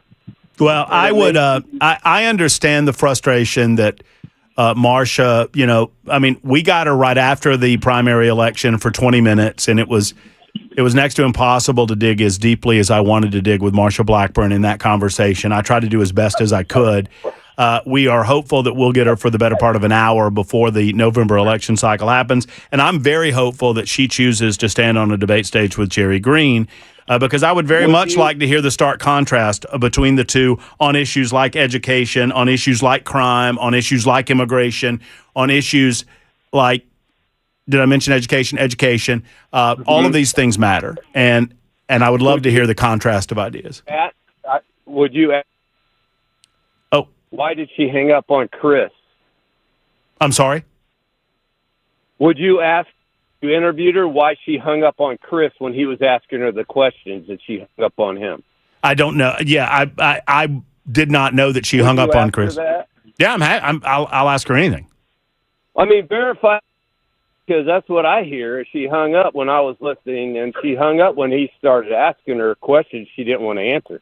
Mason, did Marsha Blackburn hang up on Chris? I just happened to have Mason in the room. So technically, she did. Chris asked a final question. She said, "Thank you for your time," and then hung up the phone. So she thought it was over, or time was up, or something like that. She said, "Thank you for your time." Chris had asked a final question, and then she cut the interview short. Okay. When was this? Was it prior to primary or after? Prior. Okay. Yeah. It was like a month before primaries. Okay. All right. Just Jeff, like when she didn't understand your question or something, or they said that she didn't understand what you were asking. Oh, yeah. Yeah. Yeah. So there's a lot of, we're not ignorant. Yeah, I asked her why she. I asked Marsha why she engaged in these pro forma Senate sessions where she was made president pro tem of the Senate to gavel into recess session, and she thought I was talking about being in recess during August, or that's what her people told me later on. But look, I'll do everything I can to present the candidates before the people. Jeff, I encourage these conversations as much as we can get into them. I think they're great. All right. Well, thanks for having brother. me on. I appreciate absolutely. it. Thank you for being on. Have I not done the 20 break? Am I that late? Oh, my goodness. I apologize. Dave and Kevin, we'll get to your calls momentarily. I apologize to Ken. We're going to be late for the news. We're late for everything because of the host, and that's me. I take full responsibility for what I have done, and I would apologize to you, but I will not because I am Matt Man on Super Talk 99.7 WT.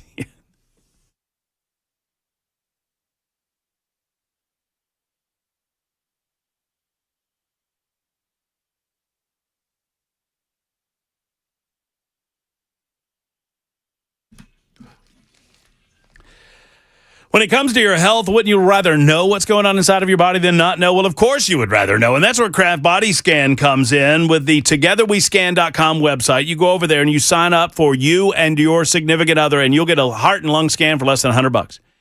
If you put in promo code MAT50, yes, it is. It's less than $100. $99 right now. TogetherWeScan.com, promo code MAT50. And what does this mean? It's the idea of knowing versus not knowing. It's the idea of making sure that your heart and your lungs are A-OK. It's talking to them about a full body scan, which should be on the radar screen for you as well. I did a full body scan. I was so pleased because it just looked at everything within inside of the body. It's non-invasive. It's not like an MRI where you go into a tube or anything like that. You're in a room and there's a big, huge donut ring in the room, and your table kind of slides into that donut ring and then slides back out. You don't even notice it, and there you go. It takes about 8 minutes or so. TogetherWeScan.com. Less than $100 and less than 10 minutes, and you'll know what's happening with your heart, your lungs.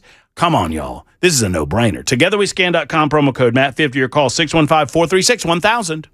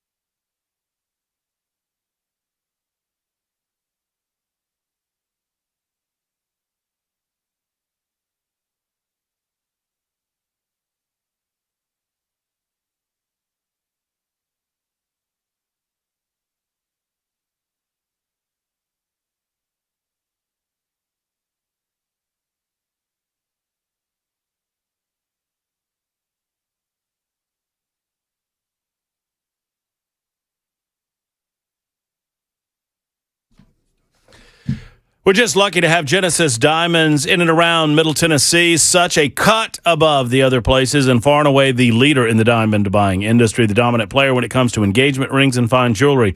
What an amazing store with great people who truly care. They're not clerks, they're diamond experts. And they're not salesmen because they're not working on commission. They're there to help you find the diamond that's right for you. With an unbeatable selection, they will, and a zero-pressure environment with no commission to salespeople ever. The best part, the value, the prices, the fact that you get bigger, better diamonds for less money. Nobody beats the diamond prices, which is why Genesis is such a disruptor. We call it a category killer in the marketplace. Remember, Genesis Diamonds was started by former diamond wholesalers and diamond cutters who went to the retail side of it. Check them out at Genesis Diamonds with exceptional and extraordinary service, unmatched quality, unbeatable value, and unrivaled selection. No compromises. Genesis Diamonds, Green Hills and Cool Springs. Tell them Matt Murphy sent you to Genesis.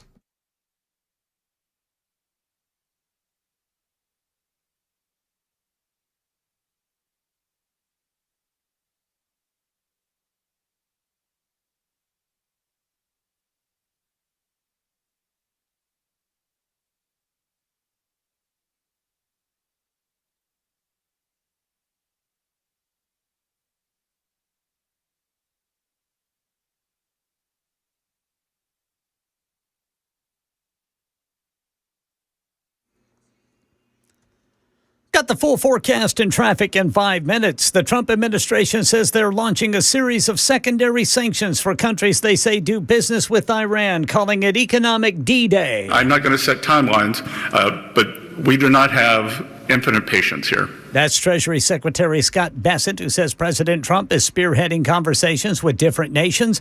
Iran vowing resistance, China criticizing the effort, pledging to protect its national interests. Countries such as Iraq, Turkey, and India facing growing pressure. The trade war between the U.S. and Canada set to escalate, with President Trump announcing new 50% tariffs on Canadian autos and steel beginning in January. Speaking at the Port of Quebec today, Canadian Prime Minister Mark Carney. This fall, we will begin intense discussions with the European Union, the world's second largest economy, to build a much stronger and deeper economic and security partnership. Experts say Americans could pay more for cars, while Canadians could see job losses and higher prices if Canada responds with tariffs of its own. Police investigating the fatal shooting of a Nashville teenager in North Nashville. Channel 4 talked to Ali Aragon, who lives near Pearl Cone High School, where it happened late Friday night after a football game. And after I realized that must be a gunshot, that felt like 5 to 10 bullets. What a 16-year-old could have done to deserve this, you know? I don't understand. Officers say they found 16-year-old Cameron Frierson suffering from multiple gunshot wounds. Frierson, a junior at Hunters Lane High School, later died at Vanderbilt. Detectives are working to determine a motive and identify those responsible. The only thing they've got to go on is a white sedan. That's the latest news. Weather's next. I'm Ken Weaver, WTN News.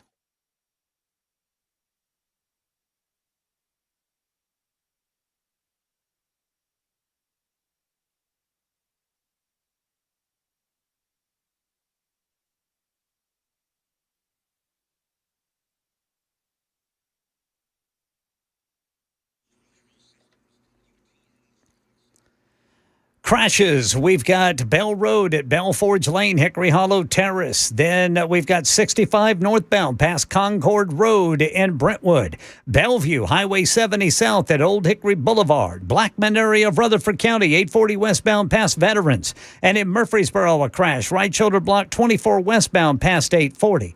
And right now in Franklin, we've got a stalled vehicle blocking the second left lane, 65 southbound before 840. I'm Ken Weaver.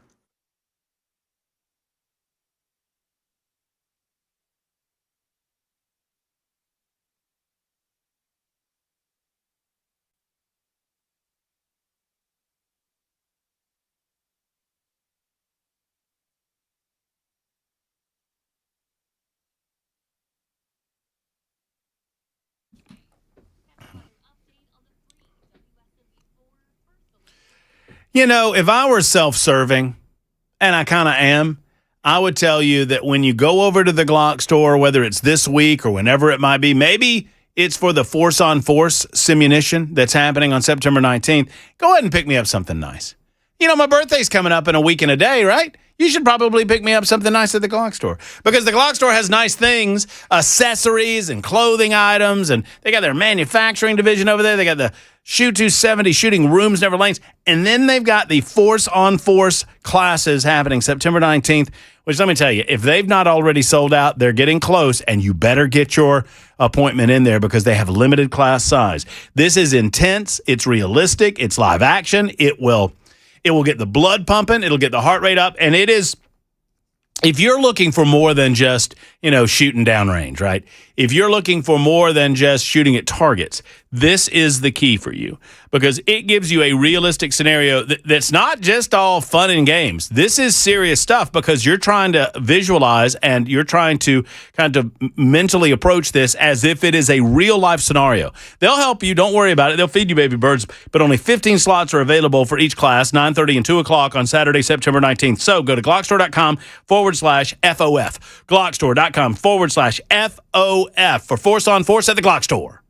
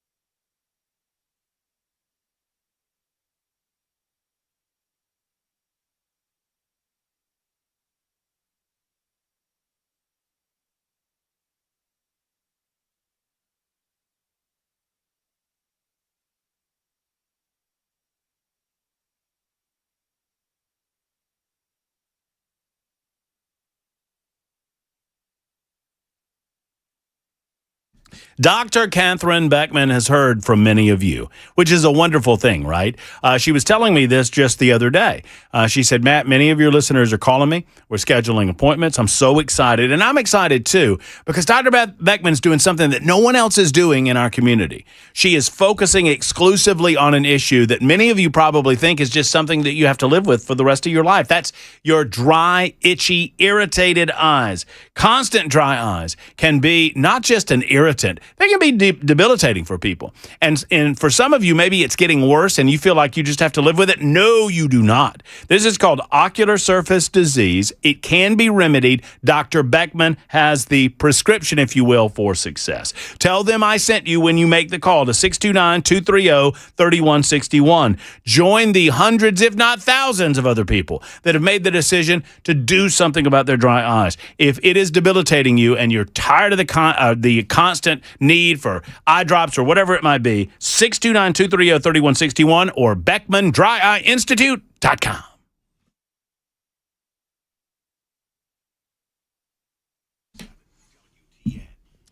On this issue of, by the way, it's the Matt Murphy Show, Super Talk 99.7 WTN. Hello. Welcome back. Thank you. Thank you for being around. On the issue of the Lindsay Clancy trial, let me just tell you a quick story. So I didn't follow this for a hot minute. I got involved with it last week. We had a conversation about it. My statement remains the same, that I can believe in and understand the issue of postpartum depression. I can believe in and understand the issue of postpartum psychosis. I can understand that women go through this, but also have an expectation that women aren't going to kill their babies. And that we, for some reason, forgive them killing their babies because of this. And then now you have people that are seemingly celebrating and or actively supporting Lindsay Clancy. Supporting Lindsay Clancy. What are you supporting? You're supporting the idea that she was mentally unfit. You're supporting the idea that she is mentally deranged. You're supporting the idea that she is mentally insane. What are you supporting? I don't understand what you're quote unquote supporting. I truly don't. Now, if you are supporting the idea that we need to draw awareness to postpartum depression, postpartum psychosis, that's fine, all well and good. But that doesn't change the fact that the woman killed her children. There's nothing about this that ended well. Nothing. What are you doing? It reminds me of a little bit. It reminds me a little bit, and I'm not saying it's the same thing, but I'm telling you, it reminds me a little bit of the women that decide to celebrate abortion. I can understand why you would believe that it is a woman's right to choose to abort their child, even if I disagree with it. Even if I recognize that at some point, and I've always said that 10 to 12 weeks is my demarcation line. I get hell on both sides for saying it, but that is where I'm at on it, and I don't want to debate it. But I don't understand any celebration for any abortion ever. Like, even if I were pro-abortion, even if I didn't believe that the government should be involved in it, it's a horrible thing that you had to do. It's a bad thing. Why are you acting like it's a wonderful thing? It's not a wonderful thing, no matter what side of the political spectrum you fall on, no matter what side of the God spectrum you fall on this. And in this case, what are we doing? What are we doing? All right, so with that in mind, Lindsay Clancy, the jury, thought about asking for a mistrial. Apparently there won't be one. Or no, I guess the defense asked for a mistrial, and there won't be one. Now, this Lindsay Clancy case where the mother killed her 3 children, I want you to just set that one aside for a minute and just recognize the number of people in America that are seemingly forgiving this woman. Like, well, it's not her fault. She's not responsible for it. And like I say, even if you think that way, then she needs to be in a mental institution for the rest of her life, right? So that's not good. And it's a horrible and sad thing that a mentally unstable, mentally deranged woman had the opportunity to kill her children. That's horrible. That's awful. What are you doing applauding? I don't know. I don't understand it. But with that amount of support or that amount of forgiveness or that amount of justification or mental gymnastics to try to excuse it, it's almost excuse making. I want you to set that aside for a moment. I'm going to tell you another story. And it's an awful story, so just be aware of it. Mandan, North Dakota. This happened a little over 2 weeks ago. August 7th. Well, I guess it didn't happen then, but this is the dateline on the story. Mandan, North Dakota. A newly obtained, I'm just reading the story as it's written. A newly obtained affidavit reveals disturbing new details in the death of 2 young children in Mandan Thursday night, including video showing the suspect carrying one of the children while armed with a pistol and telling the child's father, quote, "Say goodbye to your kids," end quote. Kaylee Earhart, 22, faces 2 counts of murder, attempted murder, 2 counts of terrorizing with a dangerous weapon, 3 counts of aggravated assault, and a misdemeanor count of domestic violence in connection with an incident that occurred August 6th at a residence on South Frontier Trail in Mandan. 2 children died. A third was seriously injured. According to the affidavit filed by the Mandan police, officers were dispatched to the resident Thursday evening after a report that a mother had stabbed her children. When an officer entered the home, he found Earhart holding a kitchen knife to her own throat, covered in blood. She dropped the knife and told officers to kill her. She was taken into custody. Following a trail of blood through the home, officers found 3 young children lying motionless on a bed in a bedroom. Remember, I warned you that the nature of this story is very graphic. All 3 had injuries concentrated around their necks. Mandan Police Chief Jason Ziegler announced Friday that a 5-month-old, a 3-year-old had died. The 1-year-old required surgery and survived the attack. The 5-month-old was pronounced dead, at the medical center Thursday evening. The 3-year-old died Friday morning at Sanford Health Center. The affidavit stated that the officers, before they arrived, Earhart had chased the children's father and grandmother from the residence with a knife. The father told investigators he was able to wrestle a pistol away from Earhart, disassemble it, and throw the pieces throughout the house before she locked him out. Video recovered from the father's phone showed Earhart carrying one of the children while holding a pistol at her hip. In the video, she tells the father, "Say goodbye to your kids." After being advised of her Miranda rights, Earhart told investigators she placed the children on a bed and thought that their throats had been cut. She said she remembered having the knife in her hands, but when police arrived, she did not remember anything else that happened after that. The affidavit also states that the couple had been in the process of separating. The father had previously reported to mental health services that Earhart had made threats to harm herself and her children. Child Protective Services were aware of the threats. Earhart had been committed to a mental health facility within the prior 12 to 18 months and had been on medication and cleared to be with the children at the time of the incident. Well, that's the Met. Earhart made her initial court appearance last Friday. So now I want you to overlay the Lindsay Clancy case with this, and you can guess what's about to happen with this, right? You can bet your bottom dollar that an attorney somewhere will take up this case and will argue that Earhart had mental health issues due to postpartum depression, due to postpartum psychosis, and this has now become a legal defense.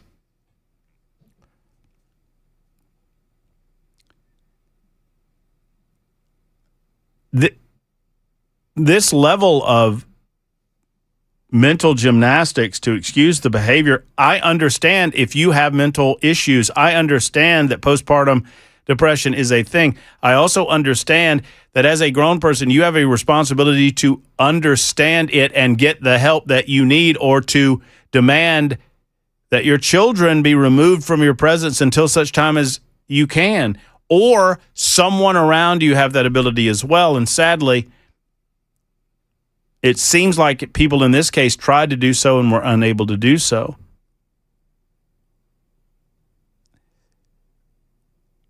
"51 after the hour, John and Courtney coming to you in just a moment. Super Talk 99.7 WTN.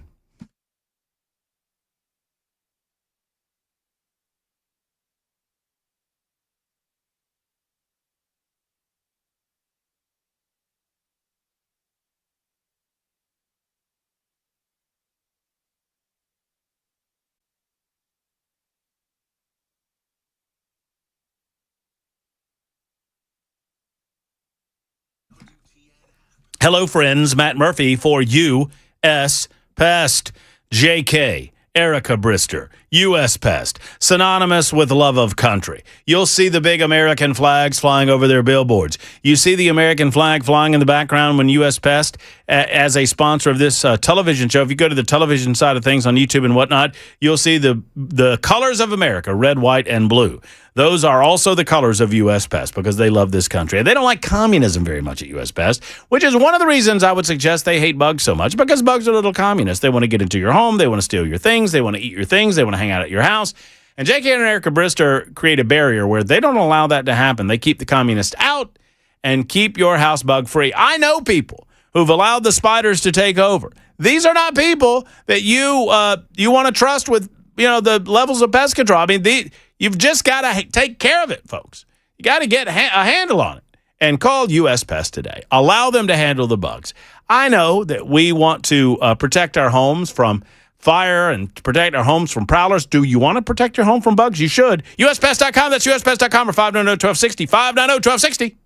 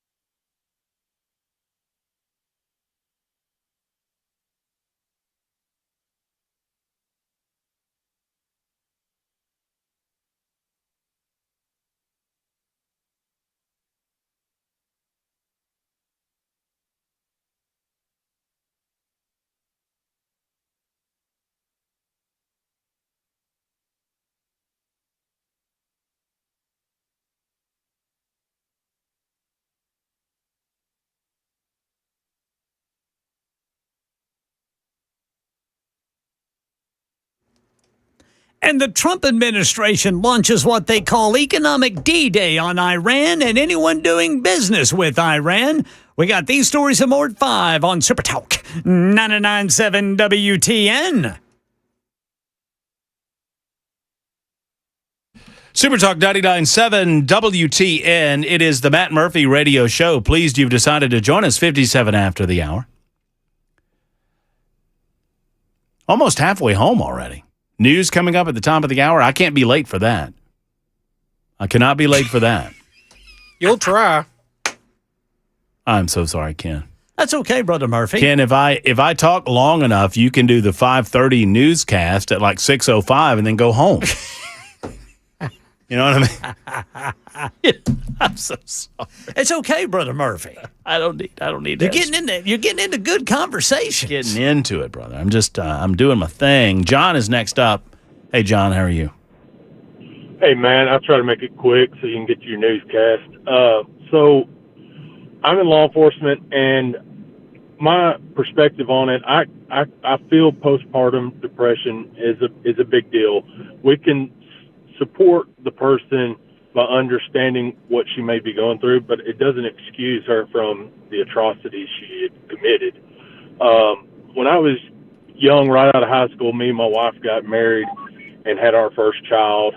And at the time, I was working 3 jobs, trying to provide, and my wife had a C-section. And I've been told that when a woman has a C-section, the chances of postpartum is higher because they weren't able to go through the, motions and give birth. To her, it felt like it was just the baby was just taken from her instead of going through the act, Mm-hmm. And he had postpartum depression real bad. And at the time, I had no idea. I was like, why are you, upset? I was a bit of a jerk, because I didn't understand what she was going through. And I was like, man, I'm the one working 3 jobs. You're sitting at home with a baby, what's the deal? And when I got into law enforcement, and I remember my first one was a woman that was going through postpartum depression, and her baby is laying in the crib, and she decides to go in the closet and end her life. And I was the first one there, seen what was going on, spoke with her husband and her mother and told me what had happened. And I broke down, and I called my wife that day, and I was like, baby, I am sorry. I had no idea how bad it could be. That's and I had to, I sat with her on the phone for an hour. Just, I'm a man that can say I can cry. Yeah. Yeah. I mean, hell yeah. And I told her, I was like, I'm so sorry and she understood, and she's very well now. My daughter's 16 now, and everything's good, but I just didn't understand what she went through until that moment when it fell in my lap, what the outcome could be. Well, and I think you've positioned it very well, and I wouldn't presuppose to understand your complete thoughts on this, but I would say that you're right where I'm at. That I can have compassion. I try to have understanding. I accept that this is a real thing, and I want to know more about it, and I have compassion for those women who have gone through it. But that does not abdicate women from the responsibilities of their actions if they allow this mental psychosis to take them over, and if they commit acts of evil against other people. And that's what I've kind of been outspoken about it now. I just had a best friend of mine whose wife has given birth via C-section, and told him what the experiences I've had. And so I think it's a responsibility of family and everybody. Like, if you have someone that is going through that it's everyone's responsibility to make sure they're okay, everybody's okay. And like you had said earlier, if there's indications that they could do harm to the children, remove the children from the house, let them stay with grandma, grandpa, whoever, for a little bit until we've got enough evidence now. And John, I'm sorry I do, but the music's coming up, and I so appreciate this telephone call. This is This is it's a great call, and it's a great reminder that we ought to have that level of compassion, but we also have enough data in front of us that we cannot give the benefit of the doubt during these psychotic episodes that mama will not harm their child no matter how bad things get. We now know we already knew, and we now certainly have it confirmed that is not the case. We got to defer to the safety of the child. It is 1 minute after 5 on Super Talk 99.7 WTN.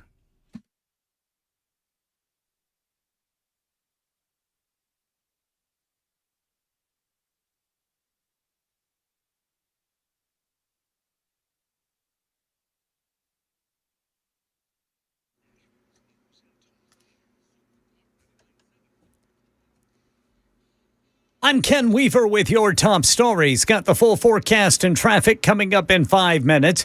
State investigators say operator error, not a mechanical problem, caused the wave swinger ride incident at the Wilson County, Tennessee State Fair, where 9 people were injured when riders came into contact with the surrounding fence as the ride descended. 4 people were taken to hospitals for evaluation, but all were later released. The ride was cleared to reopen after inspectors found no mechanical malfunction. In our nation's capital, the Trump administration announcing they're launching a series of secondary sanctions for countries they say do business with Iran, calling it Economic D-Day. According to Treasury Secretary Scott Bessent, the U.S. is widening its scope and says President Trump is spearheading conversations with different nations. Those who stand with the United States will reap the rewards of our partnership. Those who tether themselves to the Iranian regime should expect to share in the isolation of a withering regime. Iran has vowed resistance while China's criticized the effort and pledged to protect its national interests. Countries such as Iraq, Turkey, and India facing growing pressure. And following a breakdown in trade talks, President Trump says new 50% tariffs on Canadian cars, auto parts, and steel will take effect January 1st. The action could increase prices for American buyers, but also add economic strain for Canadian consumers. Workers could lose their jobs. Speaking at the Port of Quebec today, Canadian Prime Minister Mark Carney. This fall, we will begin intense discussions with the European Union, the world's second largest economy, to build a much stronger and deeper economic and security partnership. Now, we can build such unparalleled access because we're trusted, because we're reliable, and because we have what the world wants. Right now in Nashville, nearly 50 people have been arrested in a major federal and local crackdown on illegal guns and drugs. Authorities say Operation Last Call focused on high crime areas in southeast Nashville and Madison that they identified through a 3-year review of shootings, shots fired calls, and ballistic evidence. Officials say they seized more than 160 guns, methamphetamine, fentanyl, cocaine, and crack cocaine.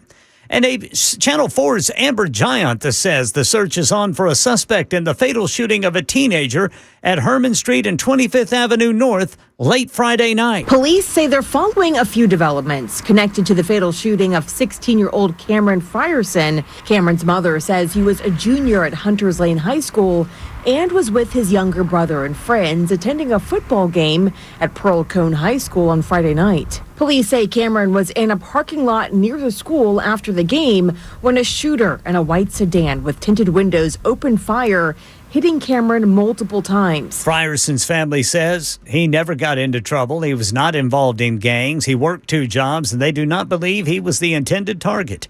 That's the latest news. Traffic and weather next. I'm Ken Weaver, WTN News.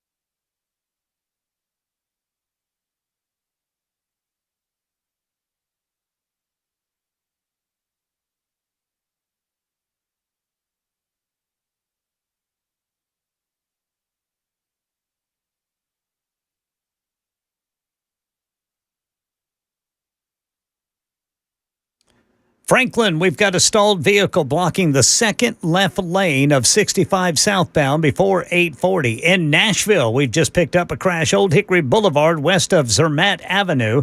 Antioch, looks like they're about to clear this one up. Bell Road at Bell Forge Lane and Hickory Hollow Terrace. Belmont, a crash, 65 southbound past Wedgwood Avenue. Bellevue, Highway 70 south at Old Hickory Boulevard. Brentwood, 65 northbound past Concord Road. I'm Ken Weaver.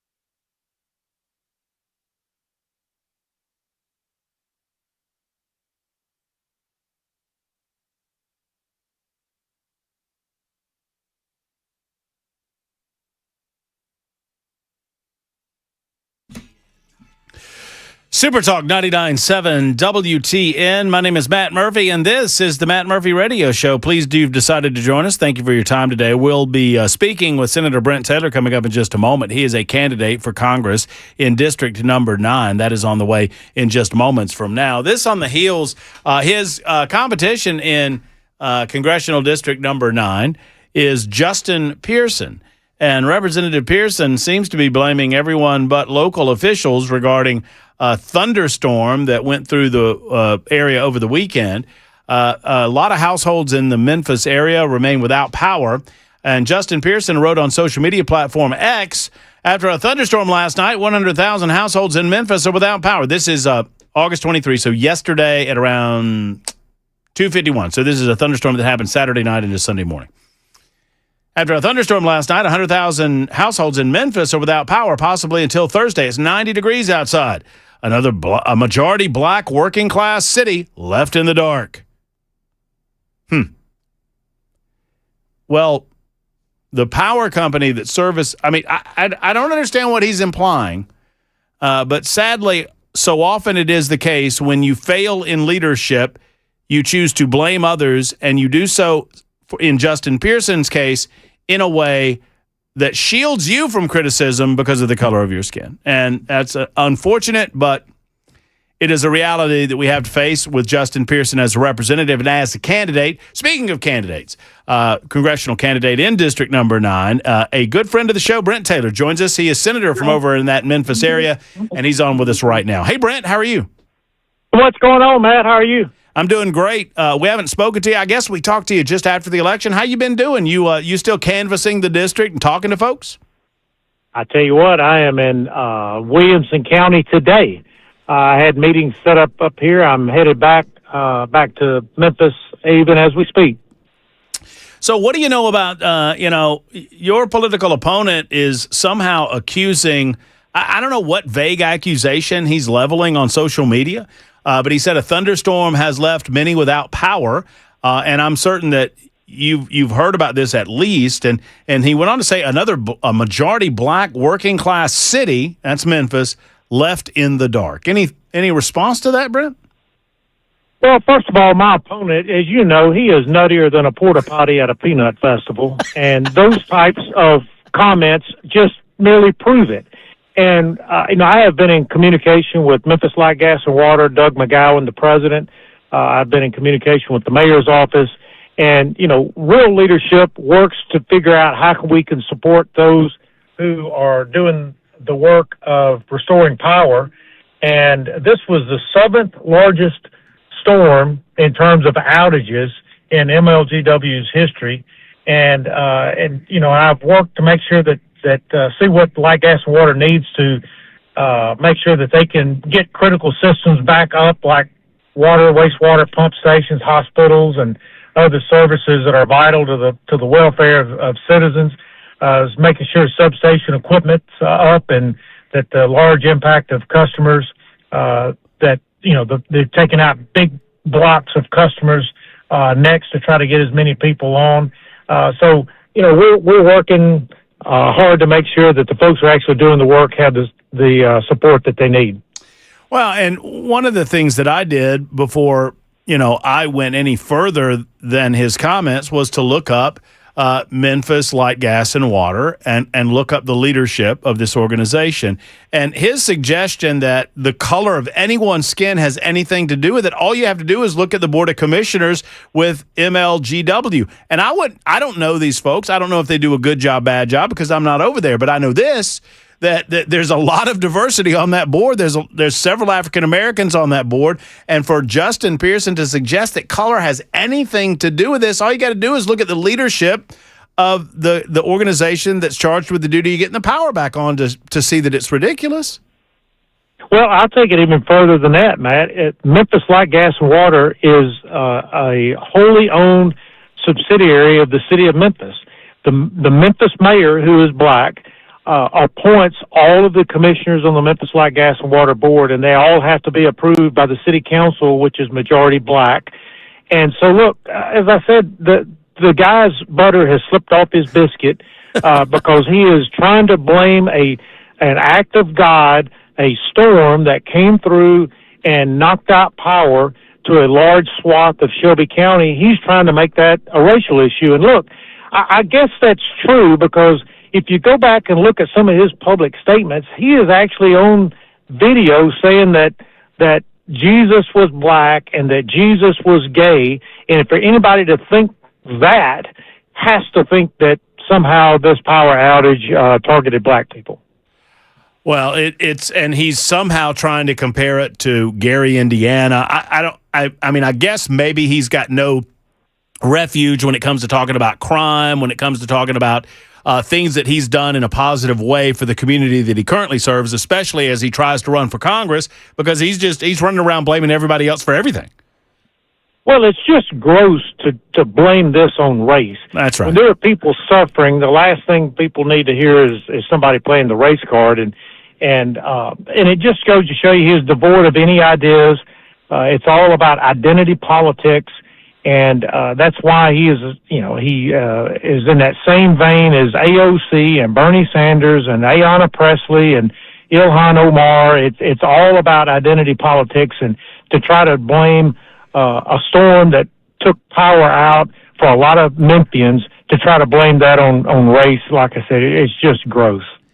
Well, and in the broader sense of what's going on over there, is there an issue that needs to be addressed, and is there a role for someone within Congress to address the issue regarding what they're doing over there, or do you consider that to be a local issue? I mean, you mentioned that the mayor has appointment authority. Or are you waiting on looking into that? Are you doing that kind of simultaneously with trying to get the lights back on in Memphis? Well, I do know that the new president of Light, Gas, and Water, Doug McGowan, he has spent the last 2 or 3 years, they have done tremendous amount of tree trimming to ensure that storms don't impact Memphis the way they have. They have actually reduced the number of blue sky outages that they have been having because they've been upgrading the infrastructure and using a lot of the money that they have applied for from not only local government but state and federal government to ensure that they improve the infrastructure to reduce those blue sky outages. And look, these storms, they can come through and wreak a lot of havoc and damage on utility infrastructure. But what we need to do is to ensure that when it comes to power, that we make sure that these data centers, for example, he likes to rail against the data centers. And by the way, that's the other thing he said, was that because power is out in Memphis, but the XAI facility still has electricity, that somehow that was racist. Well, it's because they have generators and they've got the Tesla battery packs to ensure that their facilities are up and running, and they actually sell power back to the grid but the grid is damaged right now. So, look, we need to make sure that these data centers pay their fair share and that they pay for the infrastructure improvements, which they're happy to do. But it takes leadership to do that, and he just wants to rail against it about how it's environmental racism rather than really solve the problem. He likes the idea of data centers and power outages as an issue. He's not really interested in solving it. It doesn't feel to me that he is speaking. I mean, and I don't want to make it all about your opponent. I think, frankly, it's more about you, Brent Taylor, and what you're going to do to solve some of the basic issues of Congressional District Number 9. That's just where I'm at with it. But at the same time, it feels like he's not talking to anyone other than his big money donors in D.C. that are going to funnel money into his political campaign. And maybe he's speaking to some of his core radical support in Memphis and maybe a few spots beyond that. But, I mean, this does not feel like using these racial-type politics a way to reach out to the constituency that he claims to want to serve. Well, even that constituency, you know, I'm from Memphis. I have been on the city council in Memphis, which was majority black at the time. I've been on the county commission, which was majority black. I have served on the election commission and the state senate. So I know a lot of black Memphians, and they don't think in these terms. They want a safe community to raise their family. They want a safe community to start and grow their businesses. They want a good education system. It's only the race hustlers that are interested in this identity politics, and it only plays well with those mega donors that are funding his campaign, and that's why he can send out a text message and raise $500,000. And if people want to support my candidacy, they've got to go to BrentTaylor.com and donate. And I don't have the ability with a national network of donors like he's had, because he took full advantage of the Tennessee 3 position where he was able to build out a national network to raise money. But we've got the district as a majority Republican district, and I think ultimately will prevail. But we're going to have to run a campaign against the people like Justin Pearson, who are just race hustlers and trying to divide us by identity. Well, and I made the comment, and you're a lot closer to this and can speak to it. Brendan, you might have a difference of opinion on this, and that's fine. But, you know, the failures within Memphis are at the hands of the political left, right? And I'm not suggesting I know the color of every person's skin that's ever sat on the city council or that's ever run for local politics in Memphis.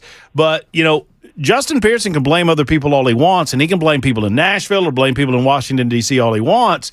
But anytime those, quote, other people that he talks about come in and try to offer assistance to some of the local individuals, they get called racist for doing so. I mean, you got called racist for supporting Donald Trump, for coming in and trying to clean up crime on the very streets where people of all different colors, and in many cases, the vast majority of these people are black, that then applaud you and Trump and others for doing what the local leftist wouldn't do to begin with.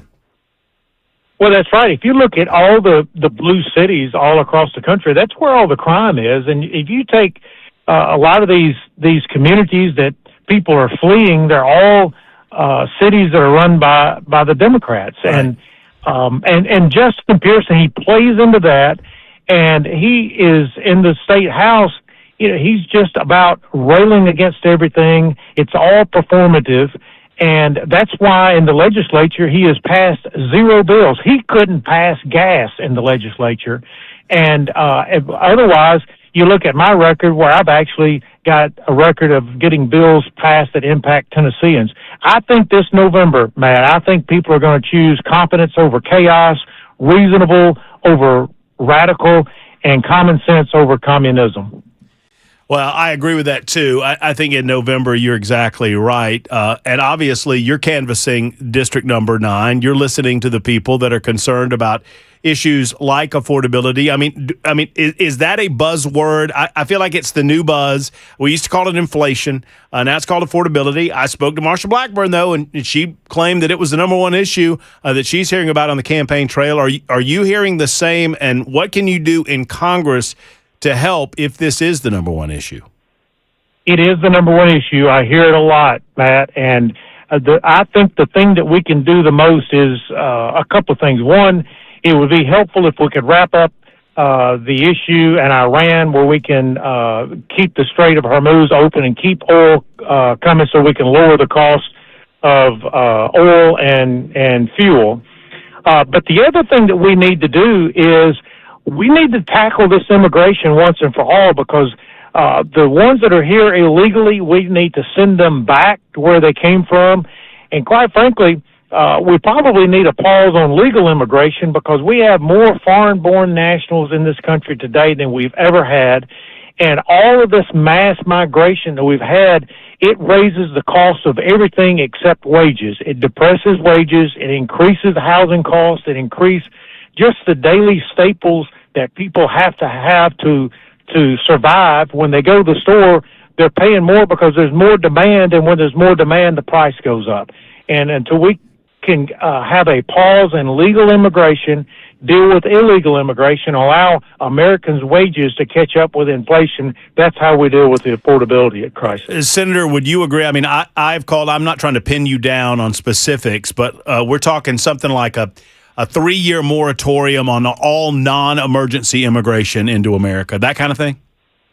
That's exactly what I'm talking about. And when we reopen immigration, it needs to match our workforce shortages. Yes, sir. And look, Matt, we've done this before in the early 1900s when we had the influx of Italian and Irish immigrants.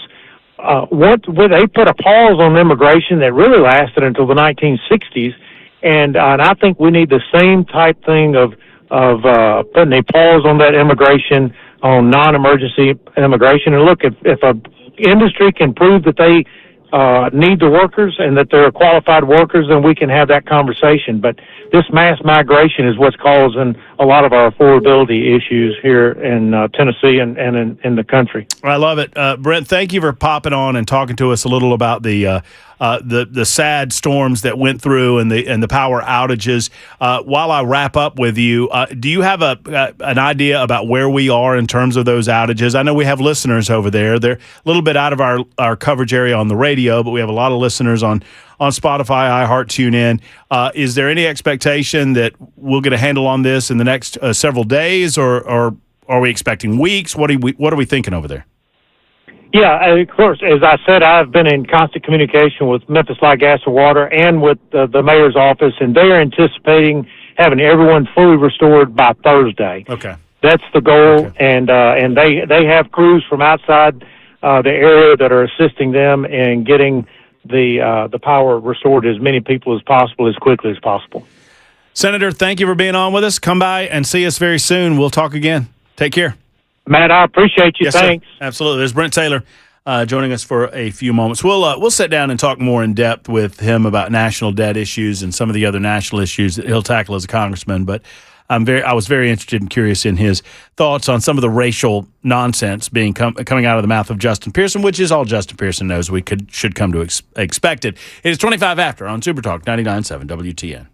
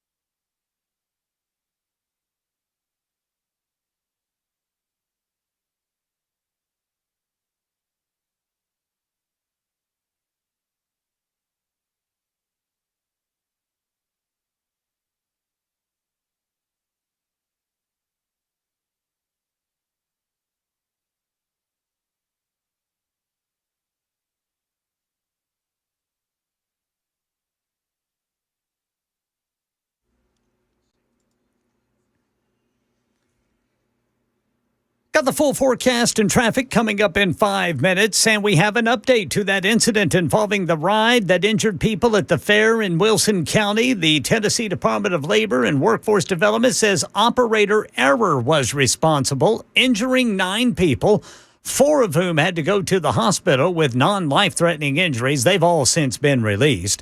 Officials say no mechanical defects were identified during the investigation. And the U.S. Supreme Court, in a 6-3 decision today, clears the way for President Trump to implement portions of his March executive order over mail-in voting while not specifically endorsing those restrictive steps. ABC's Devin Dwyer has more on what the order entails. His direction of the Department of Homeland Security to create a federal citizenship list and to distribute it to the state. He asked the Attorney General with this executive order to prosecute any state official who gives a ballot to someone who is ineligible. For now, the president can move forward with building that citizenship list, threatening state officials with prosecution, and working with the Postal Service for how states have to print their ballots. The Trump administration says they're launching a series of secondary sanctions, calling it Economic D-Day for countries they say do business with Iran. According to Treasury Secretary Scott Bessent, the U.S. is widening its scope, says President Trump spearheading conversations with different nations.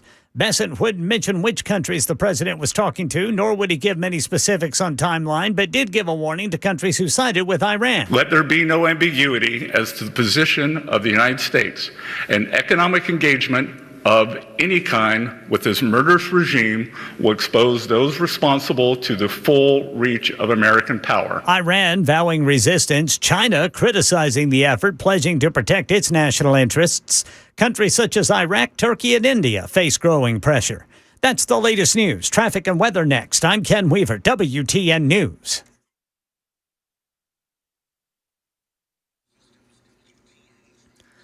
Madison still got that crash on the right shoulder, 65 northbound past Old Hickory Boulevard. In Nashville, Old Hickory Boulevard west of Zermatt Avenue, there is a crash.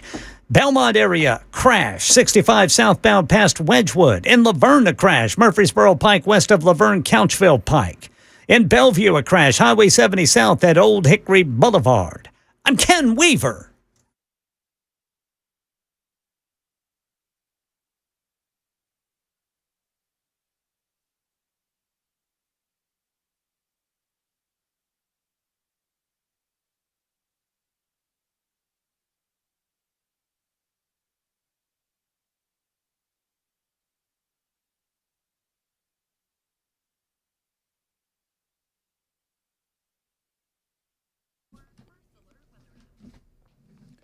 Hi, friends. Matt Murphy, Efficient Heating and Cooling. So I understand that it's hot. I understand the AC's going. I also understand that if the AC goes out, know that Jeff Eddy and Efficient Heating and Cooling, they're there for you. Whether it's Jeremy, who came out to my home recently. Roger came out over the wintertime. They're 2 great technicians that can help solve whatever issue you've got going on with your AC. They're ready to go for you. But before long, once we reach September, Matt Murphy's going to start talking to you about your heater. And I do this in a way that some people say, Murphy, what are you on? Why are you talking about maintaining my heater when it is 90 degrees outside? And I will say to you now, and I'll say to you then, it's going to be cool before you know it. And when it gets cool, you need to make sure that you've already maintained that heating unit, because you don't want to turn it on and smell all that dust and dander and nastiness burning off the coils. You don't want that nastiness getting into your home, because that can impact the health of you and your family. That's why it's so important to get that once-a-year maintenance done on the heater, once-a-year maintenance done on the AC, and it's about that time of year. Now, if the AC is giving you trouble, go ahead and call Efficient Heating and Cooling. If you're thinking about getting on the schedule for that yearly heating maintenance, go ahead and get on the schedule for Efficient Heating and Cooling. For any of your heating and AC needs, efficienthvac.net, efficienthvac.net, or call 615-784-4424, 784-4424.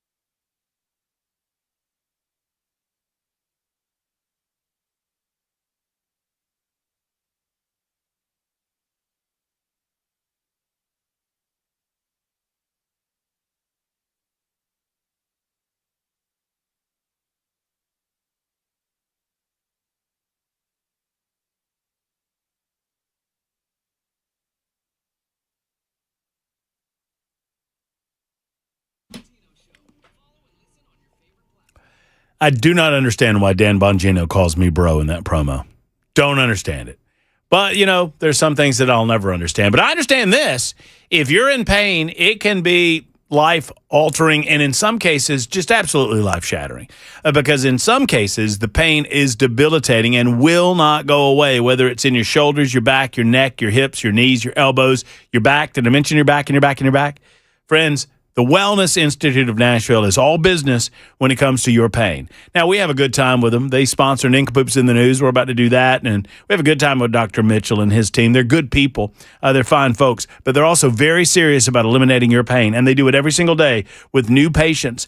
Give a call to the Wellness Institute at 615-246-5009, 615-246-5009, or painisbad.com. Friends, they can help alleviate the pain with modern techniques and technologies that will assist you without having to take pills, without having to consider surgery, without having to do pain blockers. That is what it's all about. Painisbad.com for the Wellness Institute of Nashville. Tell them Matt Murphy sent you. They have my seal of approval.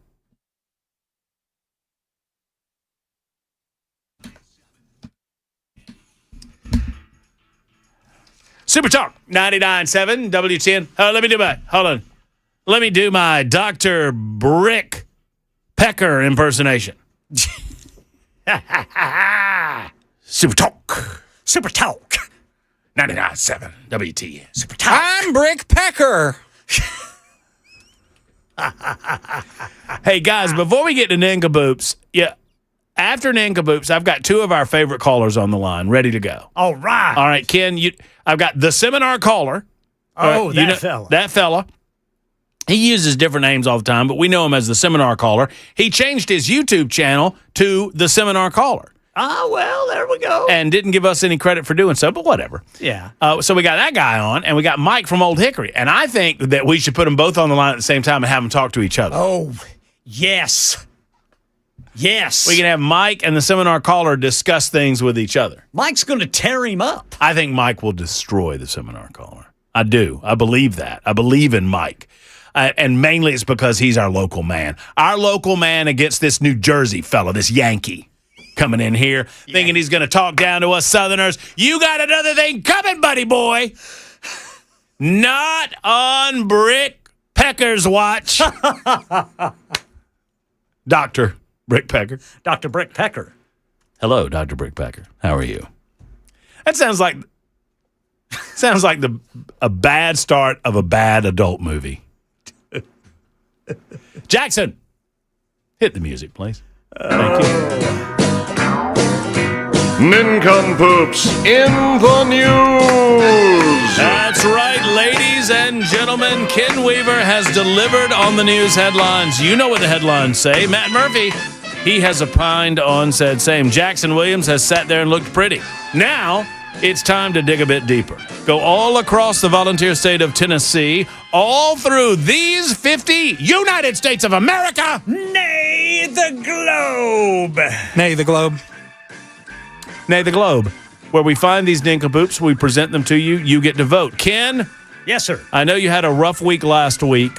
Yes, sir. sir. And hopefully this week is better. But you'll be happy to note, because you like rooting for the underdog when they're not playing Oklahoma. Yes, sir. Matt Murphy won for a second week in a row last week. That's way to go, brother Matt Murphy. You're on a roll, man. Brother, I had to escape with rock, paper, scissors late on a Friday, but I won it. I took care of business. See, that's the thing. It's not easy beating Brother Jackson. He wouldn't go best 3 out of 5. I asked him. No, we did it once, and then he said best 2 out of 3, and we did that. He said best 3 out of 5. I said, I feel like we're going to do this for a while until you win, so let's just go ahead and call it there. But I did offer Jackson a consolation prize. All right. Because he won on Friday, he gets to pick the order today. All right. Jackson? All right. The order is me. Uh-huh. And then Weaver. Yay! Murphy up the rear. Last thing I said to Jackson before we came back on there is, hey, let me go second. I got a really good one. Is yours foreign, Ken? This is what happens. This is what happens, Ken. What's that? Jack? Is yours foreign? You got a foreign story, Ken? No. You got one of them foreigny nincompoops? So you're good. I got a foreigny nincompoop, and let me tell you, Murphy up the rear is going to be a banger today, boys. Banger. Banger up the rear today.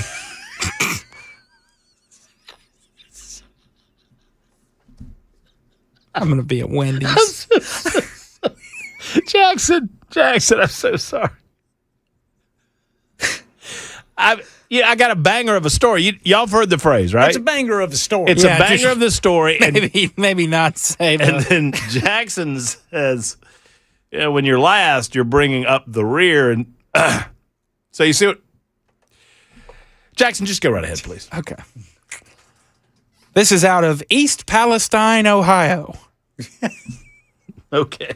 49ers owner arrested in local prostitution sting. Oh, my goodness. What? The owner? The San Francisco 49ers owner, John Jed York, was arrested in the Valley over the weekend and found guilty of 2 misdemeanor charges after court documents state that he responded to an undercover law enforcement advertisement on a prostitution website. Wow. York was arrested Sunday in East Palestine and posted $5,000 bond.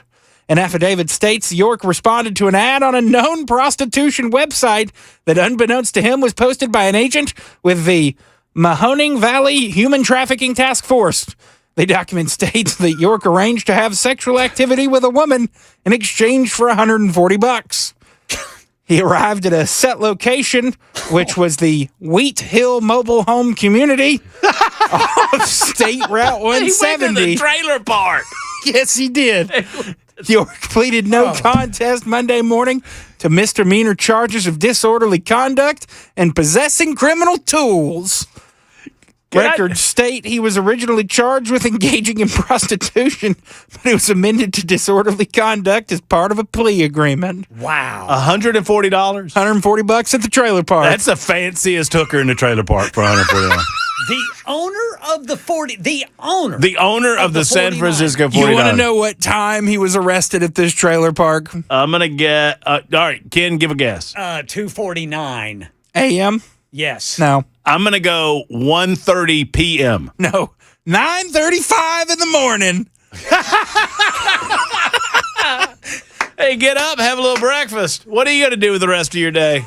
I'm thinking about hiring me a hooker in the trailer park. What about y'all? WKBN reached out to the NFL requesting comment on York's arrest and received the following statement. We are aware of this matter, which will be reviewed under the personal conduct policy. As this is a legal matter which has been resolved, we will not be providing any further comment at this time. Court records show York filed a motion, I'm adding this probably desperately, to seal court documents related to the incident. That motion was denied. I guess so. Wow. He was sentenced to 2 days in the Columbiana County Jail to be served concurrently with credit for a day served. He was also ordered to pay $1,150 in fines. That's like, for him, that's like 12 hookers. What? Court order. Court order show the cell phone was ordered returned to York, but the $160 seized shall be forfeited. Oh, he was gonna. Never mind. I'm not gonna make that joke. Gonna tip? Yeah. Yeah. Well, you gotta have a little money for the tip. York is a Cardinal Mooney graduate and became team president of the 49ers in 2008. Why was he in East Palestine? That's where he's from, I'm assuming. I'm assuming Cardinal Mooney is some type of school in East Palestine. Were the 49ers in Cleveland or Cincinnati? I don't know. My goodness Like, gracious. were they playing Cleveland? But this guy is world. He owns a Premier League team, too, in Europe. Don't you feel like when you... I mean, once again, this is like rich people who get DUI charges. Like, I understand that people are going through problems. I understand that people have issues. I understand that no matter your wealth level, that, that doesn't mean happiness. But you can't get a hooker to you. I want to know what that ad said. That's what we need to find out. What was about that ad? What? The 49ers were playing in Los Angeles. And he went to Ohio. Well, Something in that ad tickled his fancy. Well, he told the team he had business in Ohio. Well, boy, I guess This is the most insane story. So the funniest part about this story is this morning it was, 49ers owner arrested. Yeah. And then it's 49ers owner arrested in Ohio. And then it's 49ers owner arrested in prostitution sting. You're like, okay, whatever. And then it's Youngstown, Ohio, or East Palestine, Ohio. Then it's the trailer park. And then it's for $140 at 9:30 a.m. By the time the day progressed, this story just kept getting funnier and funnier and funnier. It's in the trailer park. In the trailer park. It's $140. Why does a billionaire cross the road? To get to the trailer park. Ken Weaver? Yes, sir. You're nincompoop. This here's out of Brazoria County, Texas. Lamarck mayor arrested for alleged indecent exposure. The mayor of Lamarck, Texas, was taken into the Brazoria County custody on Friday for alleged indecent exposure. 53-year-old Mayor Keith Bell taken to jail, put on $1,000. A representative for the sheriff's office says the arrest came after an incident at a business around 9:30 a.m. on Friday. Deputies met with a victim at the business who reportedly said she was walking to her office and noticed a man, later identified as Bell, quote, with his genitalia out, self-gratifying in an office chair. Officials say Bell was arrested at the scene and taken into custody without incident. According to the Lamarck website, Bell was elected as mayor in 2021. Brazoria County officials noted in their statement that Bell also serves as the Lamarck's emergency management director. He is also a local pastor. The city of Lamarck released the following statement. The city of Lamarck has confirmed that Mayor Keith Bell was arrested today. To the residents of Lamarck, we recognize that this is shocking and disheartening. This matter occurred outside of Mayor Bell's official duties with the city of Lamarck. At this time, the city has no additional information beyond what is available through public records. He needs $140 in direction to the trailer park. Pull the blinds, Mayor. Good grief. Just pull the blinds. The old, what do they call it? The motor court or what did you say they called it? They don't call it the trailer park. They call it the Wheat Hill Mobile Home Community off State Route 170. Oh, yeah. Well, yeah, I live off State Road 170 in the mobile park, the mobile home community. You live in the trailer park? Man, well, people are crazy. I think we can apply the same logic to all it takes to sue somebody to all it takes to get a hooker in East Palestine, Ohio. $140. All you need is $140 and a cell phone, I guess. Map to the trailer park. I still want to see that ad. There was something about that ad that made that good. dude go to that little town in Ohio. She had a fancy hooker name. She had to. Possibly. Fancy hooker name. Or did things. Ken Weaver, you are the official newsman. Yes, sir. You are the official pronouncer of the Matt Murphy Show. Okay. BOLOGNA. BOLOGNA. Mm-hmm.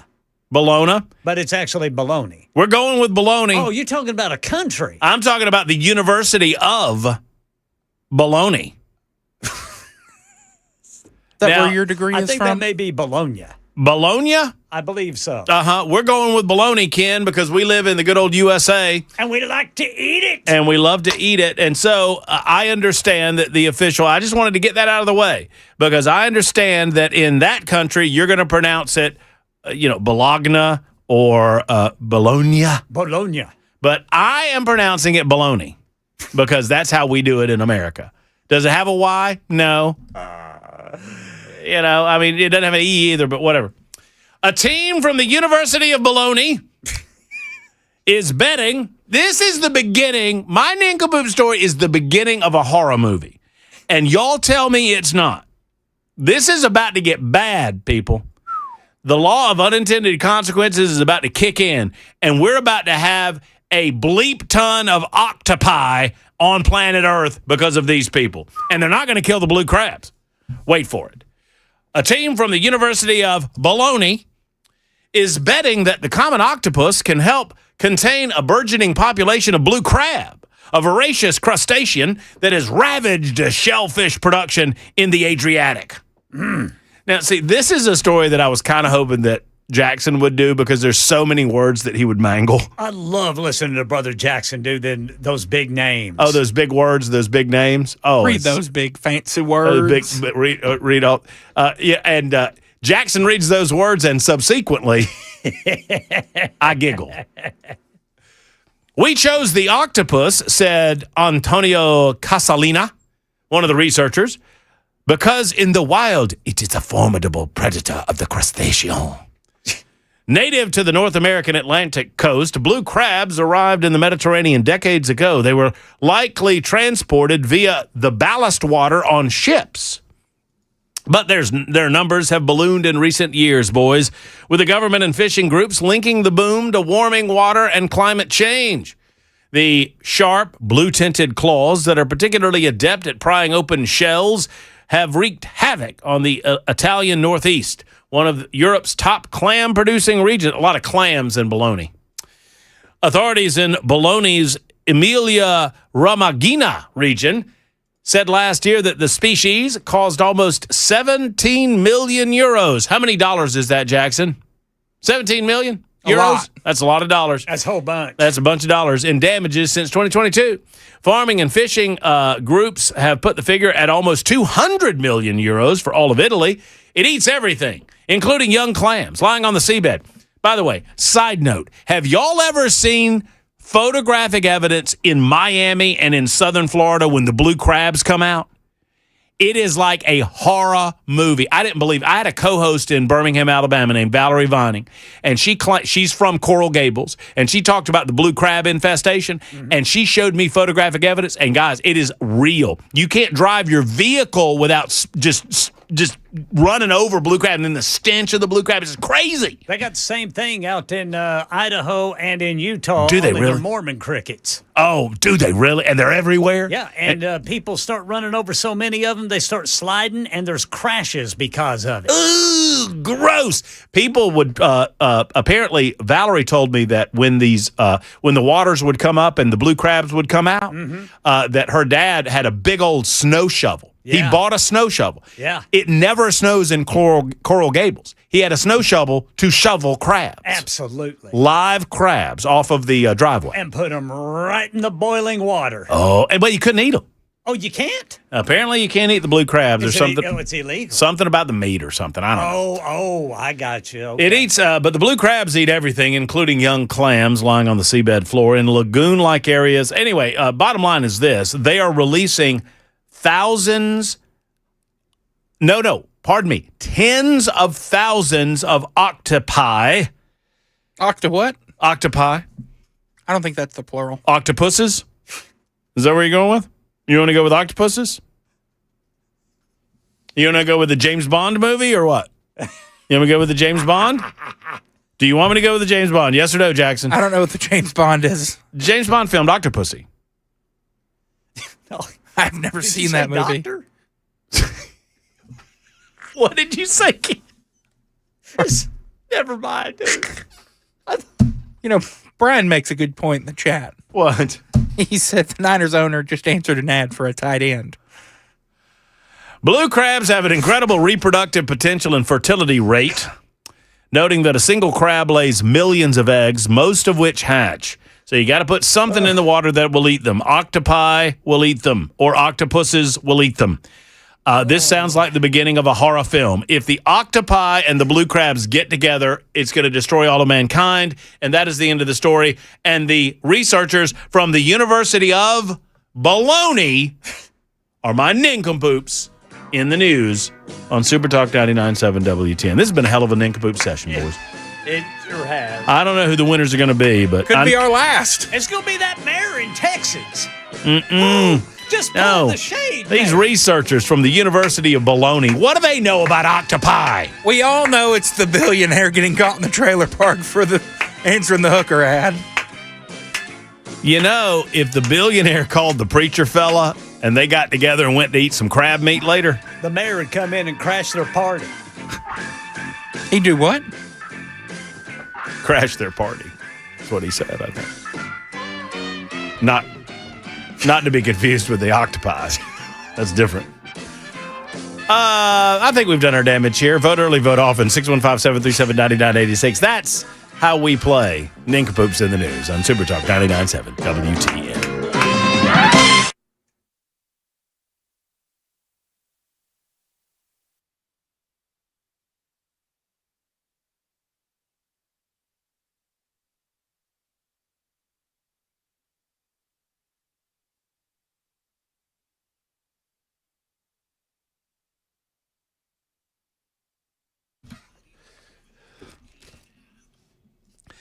Y'all don't have to send me James Bond memes. I understand everything that we just did there. I also understand that if you're looking for better water, you look for the company called Better Water.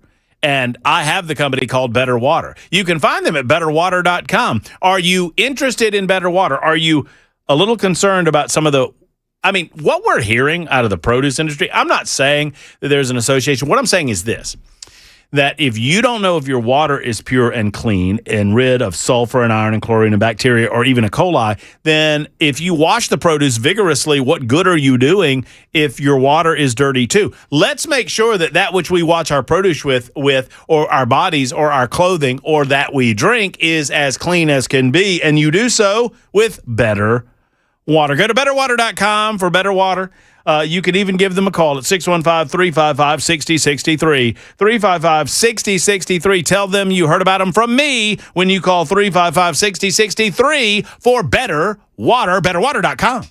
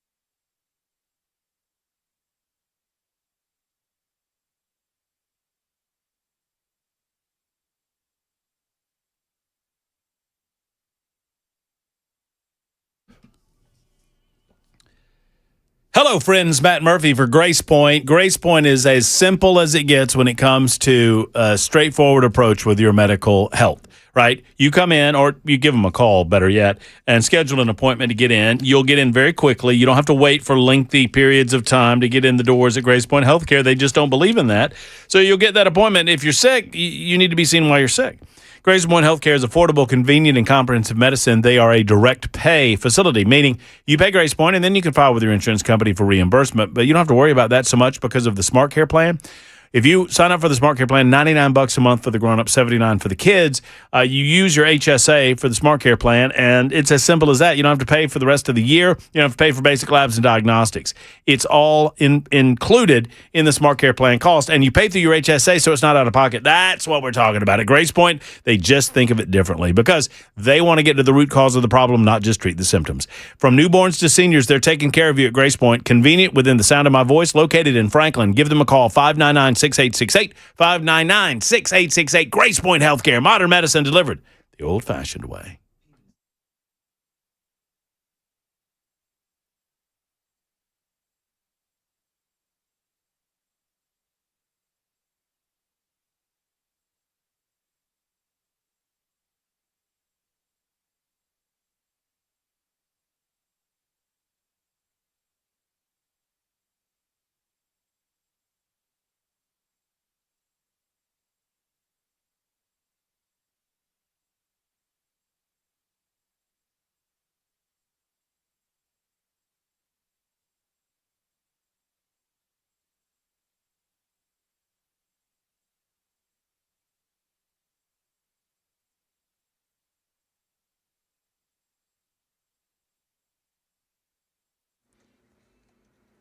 I'm Ken Weaver with your top stories. Got the full forecast and traffic coming up in 5 minutes. State officials have determined that human error caused that wave swinger ride incident at the Wilson County, Tennessee State Fair last week.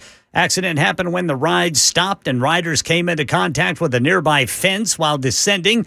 Emergency crews evaluated 9 people. 4 of those people went to local hospitals. They've since been released. After a review by state officials and inspectors, that ride was allowed to resume operation because it did not have a mechanical malfunction. U.S. Supreme Court in a 6-3 decision today clears the way for President Trump to implement portions of an executive order over mail-in voting, says ABC's Devin Dwyer. His direction of the Department of Homeland Security to create a federal citizenship list and to distribute it to the state. He asked the Attorney General with this executive order to prosecute any state official who gives a ballot to someone who is ineligible. For now, the president can move forward with building that citizenship list, threatening state officials with prosecution, and working with the Postal Service for how states have to print their ballots. Trump administration says they're launching a series of secondary sanctions, calling it Economic D-Day for countries they say do business with Iran. We know who they are. They know who they are. So when the hammer of U.S. Treasury actions falls upon them, they will have no one to blame but themselves. Treasury Secretary Scott Bessent says President Trump spearheading conversations with different nations. Iran vowing resistance. China criticizing the effort, pledging to protect its national interests. And countries such as Iraq, Turkey, and India facing growing pressure. President Trump doubling tariffs on Canadian-made vehicles, auto parts, and steel to 50% starting next year, days after negotiations between the two countries collapsed. Those tariffs may raise costs for U.S. consumers, while Canada's export-dependent auto and steel industries could take a major hit through job losses. And Metro Nashville police searching for a suspect vehicle after a deadly shooting near Pearl Cone High School. Channel 4's Amber Jayot says 16-year-old Cameron Frierson was shot on Herman Street shortly after a nearby football game had ended and most attendees had left. His mother tells us Cameron was a junior at Hunters Lane High School and worked 2 jobs. He was excited to have a night off to enjoy the game with his younger brother and friends who were with him. Police are still working to learn what led to the shooting, but Cameron's family says he was a good kid who stayed out of trouble. They say he was not involved in gangs, and they don't believe he was the intended target. Witnesses told police the gunfire came from a white sedan with tinted windows. Anyone with information is urged to contact Crime Stoppers. That's the latest news. Traffic and weather next. I'm Ken Weaver, WTN News.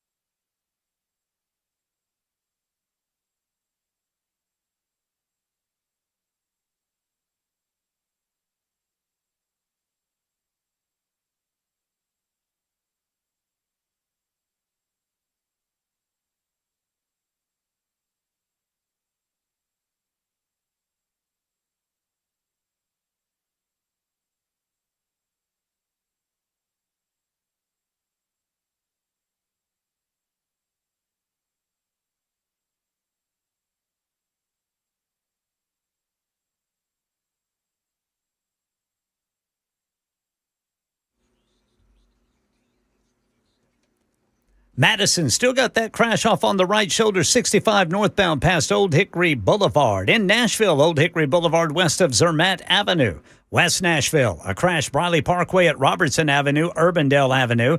Hadley Park, a crash 40 eastbound past Jefferson Street. In Laverne, a crash Murfreesboro Pike west of Laverne, Couchville Pike. In Antioch, a crash Murfreesboro Pike at Old Hickory Boulevard.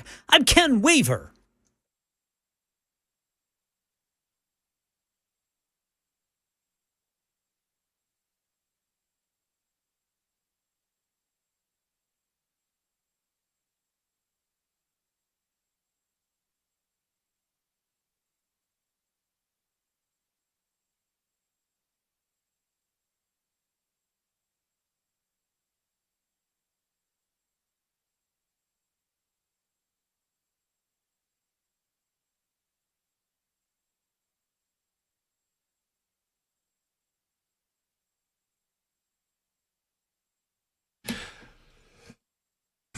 I will update you on where we are regarding nincompoops in the news voting. It's not pretty.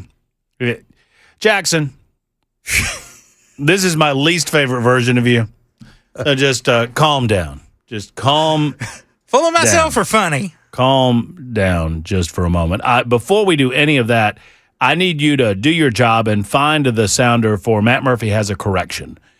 I need to correct. We strive for accuracy here on the Matt Murphy Radio Show. We strive for it. We do, Ken. At least you and I do. Jackson's all full of himself. I let him go first. The last time we made this argument, he's like, no, the winner of the week gets to go first, Matt. And I won the week even though you won on Friday. And now he's saying the opposite. And I let him go. And then he gets snotty about it all when everybody votes for him because he found the billionaire that wanted the trailer park hooker. Did you have this story? No.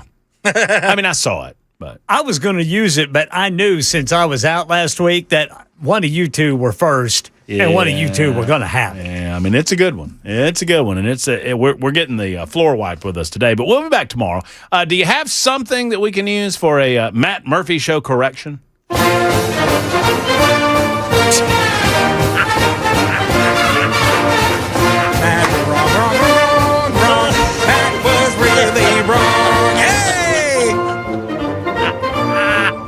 Don't make me giggle. I'm mad at you. That's not good. Don't start singing songs that make me laugh. I don't want to laugh. How is the Georgia fight song in our sound bank? Okay. He Jackson. If I didn't demand that it stay there, it would be go missing. Oh, that's the first time I've ever hit it. Oh, you'll be hitting it, all right. You'll be hitting it like a trailer park. Oh, never mind. At 9:30 in the morning. Here at the Matt Murphy Radio Show, we strive for accuracy, and we sincerely regret any errors that are made during the course of the broadcast day. It's come to our attention that Matt Murphy himself has made an error, and he would like to correct said error. I, depending on the accuracy of my former colleague Valerie Vining in Birmingham, Alabama, believed that blue crab meat, as presented in Coral Gables, Florida, during her childhood, was inedible. It's now come to my attention that blue crab meat, generally speaking, is edible. It is possible that Valerie Vining was referring to the very specific blue crabs that were attacking her home and coming out of the ground due to the flooding involved in their appearance. One way or the other, many loyal listeners to the Matt Murphy Radio Show have indicated to me that blue crab meat is certainly edible and is quite delicious.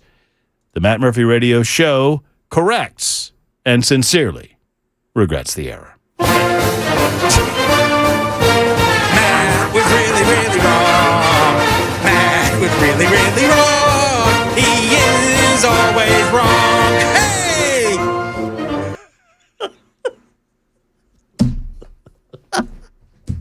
And then Jackson throws If he wasn't so funny, that's it. I wouldn't like him. I know. I wouldn't like him. Jackson's funny. He is funny. I appreciate it, fellas. Governor Gravitas. I'm telling you. Governor Gravitas. By the way, did you boys get that sign back up? No. It's actually in the hen room. Jackson moved it to the hen session room. Oh. That's where all the hens get together. And It's my campaign headquarters. that's right. He's got his brain trust back there, Ken. The Governor Gravitas. He gets together with his brain trust before the show every day. Talks about how he's going to win this here election. Oh, we're going to get those votes through mass communication. Oh, we got to beat that competition. Jackson, you got to beat that competition. You've just got to work on that competition like you work on us during Nincompoops every day, and you'll be just fine. Now, here's what we're going to do. This is going to be an epic failure. Hand is on the dumb button. An epic failure.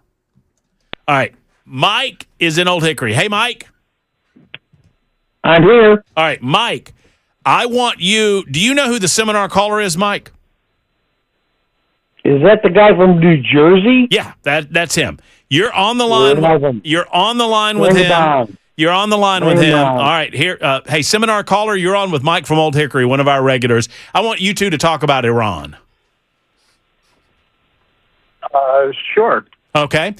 Mike, you go. Well, I'll tell you what, seminar caller, you go first on Iran, and then I'll let Mike respond. Go ahead, seminar caller. So, economic D-Day, we're going to place all sorts of sanctions on anyone that does any kind of trading with Iran, except China and Russia. Want to explain that to me? No. Put it on China and Russia. Trump is not doing far enough. Put it on Trump and put it on China and Russia. He's not. Who said he's not? He's good. Who said he's not? Seminar caller. I'd have to look it up. That's what. Well, that's not what Scott. That's not what Scott. That's not what Scott Bessent said earlier today. Earlier today, Scott Bessent said any country turning Iranian oil into money is under threat of sanction and will be sanctioned unless they correct that. Right. The people that have told us 500 times Iran really wants to make a deal and we're going to blow the hell out of Iran. Those people. Yeah. So not to get in front of Mike in Old Hickory, because I'm anxious to hear what Mike has to say about this. But so you've now changed your position. So you started with except for China and Russia, and now you admit that they're including China and Russia, but you just don't think that they will do that. Is that correct? No, I still think they're not going to include China and Russia. You said they excluded them, sir. They have not excluded them publicly. So which is it? I believe they have, from what I read, yes. From what you read where, sir? Like you think I memorize every news source? Give me a break. Mr. Seminar Caller, I was listening to Scott Bessent. I listened to the press conference. Did you hear the press conference earlier today? I was sitting in front of my television listening to Scott Bessent, and he said, and I quote, I wrote it down, any country turning Iranian oil into money will be sanctioned through secondary sanctions. When asked specifically about China, he said, I am not getting into any particular country, but every country will be held accountable. His words. Don't hold your breath. Okay, but that's fine. But that's their stated position. You came on here lying, saying that it was something that it wasn't, pal. No, I still stand by what I said. What did you say? You said that they're sanctioning everyone except China and Russia. Where did you get that information? I told you in the news. I know. Fake news. Where did you? You don't remember what? You're just making it up as you go along, right? You're just making it up. Where did you get the information? Tell me. If this is actually going to be so effective, why have they waited till now to do it? I don't believe that it will be effective. I've not stated my position on this issue. I just don't like people that come on my radio show and lie. I'm not lying. Yes, you did. Yes, you did. Yes, you did. You came on and said they're sanctioning every country except for China and Russia. And when I challenged you on where you got that information, you said, and I quote, the news. And I watched the news where the Treasury Secretary of the United States of America said that every nation was under threat of secondary sanction that did business with Iran. So you are lying. What was the exact time when you listened to that? What to the minute? I need to know. It was. You remember? It was 1:06 in the p.m. Nope. You're making it up. You're making it up. Uh-huh. Fake news. Uh-huh. You've just been destroyed. You've just been destroyed, pal. You've been destroyed publicly on a 100,000-watt radio platform with iHeart and Spotify. You've been destroyed. Put this up on your YouTube channel and see if it can get 40 clicks. You're so perfect for MAGA. You get your butt kicked. And why don't you promote your YouTube channel? It's like Trump. If Trump is a football coach, why don't you promote your YouTube channel? Why don't you promote your YouTube? Yeah, promote it so people can go laugh at you. The Seminar Caller. Yeah, the Seminar Caller. Who gave you that name? Not you. That's lie number 2. Your YouTube channel changed after I started calling you the Seminar Caller, and you know that I'm telling the truth. Absolutely not. You don't need to lie, buddy. You didn't call it the Seminar Caller. I started calling you the Seminar Caller, and you changed the name. Fine, you're right. You named it. All right, I owe everything to you. Okay. Thank you. Send me the check later on. See you later. Okay, Mike. Mike, I decided to handle your light work for you. I'm sorry for that. You handle heavy work. I couldn't help it, Mike. I couldn't shut up and let you handle that. You could have taken care of that, Mike, though. Well, you handle all of the heavy work, and that's the problem we've got now. Is that you know what? People just don't really understand that guy thinks that we're not challenging China and Russia. We just did. It's just already said, if anybody, can you understand and spell ANYBODY? Anybody that deals with Iran, you're going to be cut off, and we can do that. And that's why Iran now is getting desperate by the minute, and we're not using troops or dropping bombs. That's a different scenario now that's now happening with getting rid of Iran. And you know what? You did the heavy work there, Matt. You just proved why these people that just say Trump's wrong, Trump is making sure that we're going to win this thing without dropping another bomb. Isn't that what we want? Well, I hope that this is successful. And my take on it is that unless you include Russia and China. I mean, Mike, you and I are smart enough to know this, that you have to include Russia and China. And if you don't, you will have such egg on your face. You've got to do it now. Yes, and you just proved that guy from New Jersey, whatever, that's why we're going to win. You just made sure he looked like the fool. He's the guy that's in bed with China and Russia. You just made sure that he's the fool. And so he doesn't understand that. He just doesn't. And so this thing is going to get economic, and I'm glad about that. I don't want to see troops and people dying in war anymore because we're in an economic war now. And right now, we win. The United States is producing more oil any time in history, natural gas any time in history, and we're going down the path of, you know what, we can tell everybody around the world we don't need you. And we're telling and what I think Donald Trump is saying is, you know what, all you so-called allies, we're still going to try to protect you. We really are, because that's what the United States is about. But you know what? We're not going to do it anymore. You're on your own. You go deal with Iran. We're not dropping any more bombs on them. You go deal with them. And the United States then can produce our own oil and our own natural gas, and we could prosper. And then people are going to come to us. Hey, Mike, changing the subject, and I think this is why you originally called. You see where the Boring Company has announced that it's looking for construction work and construction workforce to continue its work on the tunnels? Well, you're going to push me way into the future. Mm-hmm. The very man that, you and I talked about years ago about the boring tunnel, AI. Everybody's now scared of AI data centers because of electricity and water and all that. And we don't want a data center anywhere in our backyards. So the whole country's against it. So the very man who's trying to bore the tunnel between Nashville and the airport, he's trying to put data centers in space called SpaceX and Space Lift.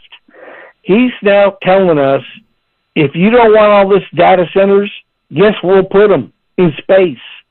And you know where space is? It's up there where the sun is. Where's solar? Mike, I've never had anybody ask me that. Do you know where space is? I think the answer is it's in space, right? It's in space. Yeah. There are no humans. There's no water, electricity. There's no fighting wars. And he's got the ability to do it, and he's already done it. He's already put up rockets that come back to their launch sites. He's already put up astronauts. NASA can't even compete with him. And he's now saying, if you are against data centers, you can actually put them in space and lift them up there through the Space Lift program through SpaceX, and you can put them, it's going to take years. It's going to take years. But up there, you're floating around in space with no gravity, no rainstorms, no humans, but you've got one thing to power it, the sun, 24/7, solar. And isn't that what the environmentalists want? Yeah, well, that's right. And you know what I was promised, Mike? I was promised space tunnels, and I want my space tunnels from Elon Musk sooner rather than later. I got to scoot. Well done, Mike, on the seminar caller. You did a great job. Mike 1, seminar caller 0. Some are suggesting that Mike, seminar caller, and Bonnie would be a perfect trifecta. Maybe. I don't want to get ahead of our skis. It's 24 after the hour on Super Talk.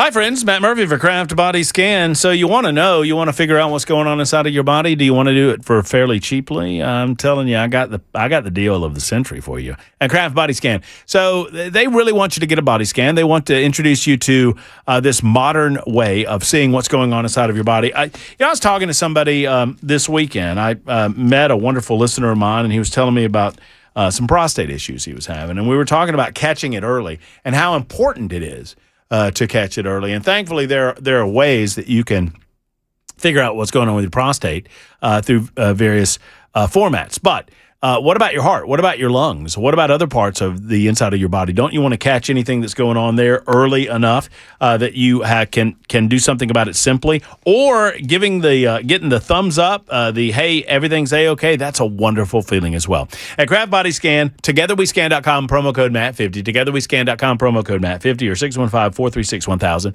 615-436-1000 for our friends at Together We Scan and Craft Body Scan. Folks, it works. It's simple. It's less than $100. It's for you and the loved one in your life. Let's get it done at Craft Body Scan. TogetherWeScan.com.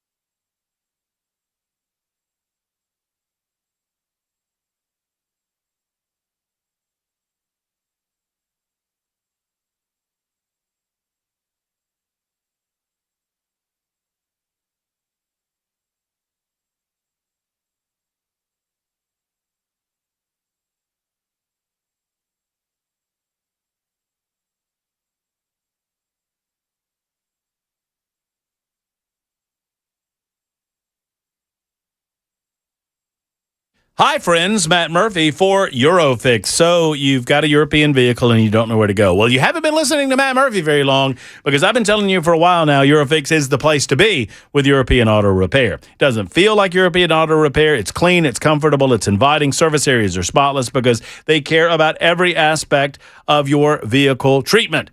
From beginning to end, from the 15-minute no-wrench inspection throughout the entire process until you get delivery of your vehicle, every repair comes with a rock-solid 3-year, 36,000-mile nationwide warranty on all the repairs that they perform. Plus, they do it at below dealer pricing. You don't have to put up with dealer pricing. You don't have to put up with getting ghosted, waiting on a callback. Eurofix fixes everything European. You get a rental car available at every appointment. Locations in Nashville, Franklin, Belmead, Murfreesboro, and Mount Juliet. 844-EUROFIX. That's 844 Eurofix, or online at myeurofix.com, myeurofix.com for Eurofix.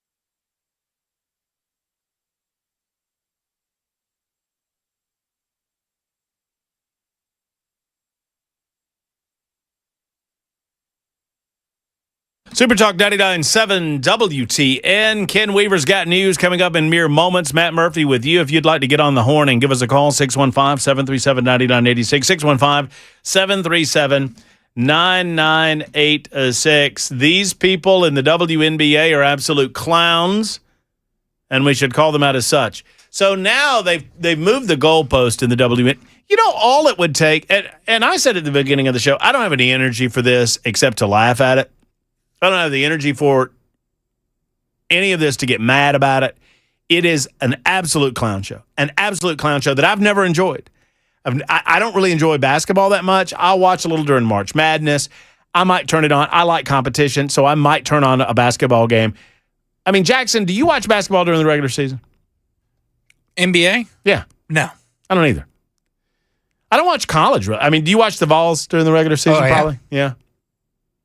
See, I don't really even do that. And, it's probably a byproduct of, the team that I support, right? I mean, we put a lot of money into basketball this year. We apparently don't put as much. But, the Bulldogs got better. Maybe I would. But I don't really I'll watch during March Madness. I might watch during the playoffs. But I don't watch the WNBA. Why would I expend any emotional energy in caring about how they do their business?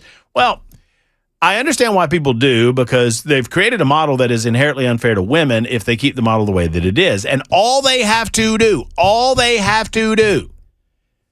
is what the NCAA has done, what the Olympics has done, what women's tennis has done.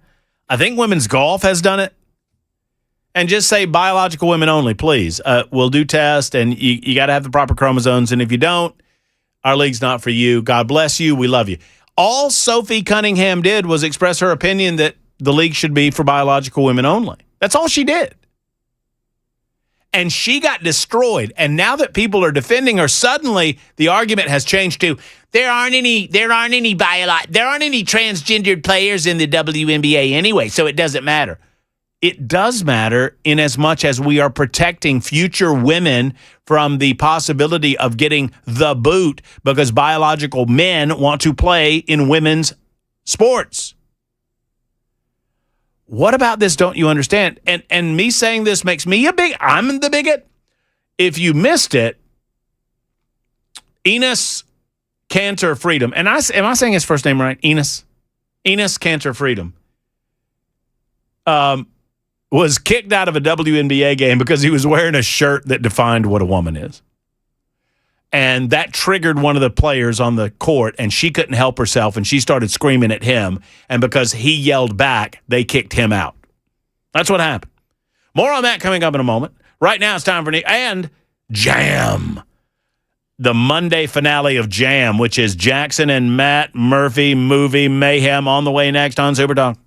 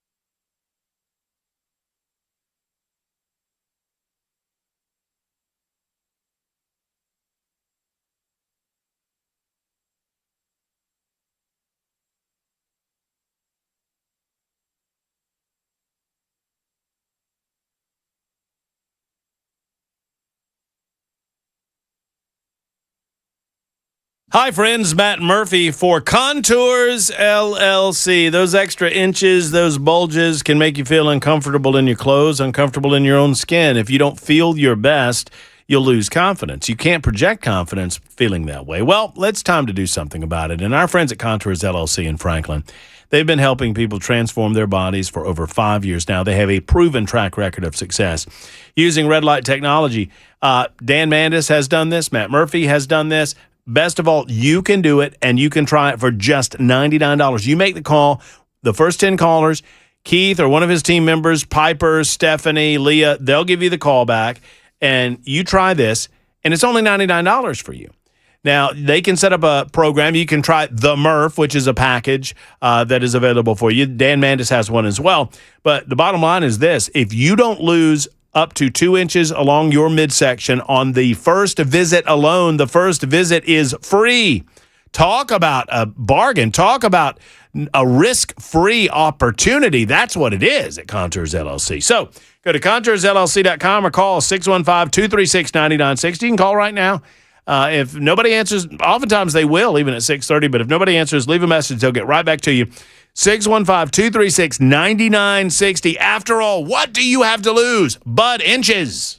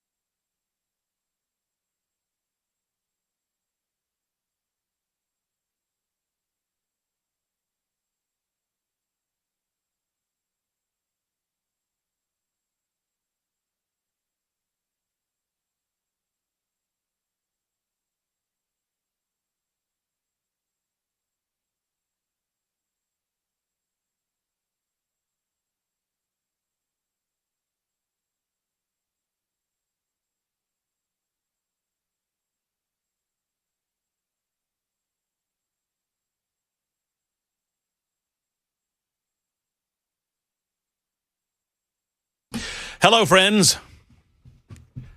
I always feel like Jim Nance. You know, Jim Nance lives around here. He called our buddies over at 3HL one day, didn't he? When's Jim going to call me? Jim would never call me. Even if Jim Nance...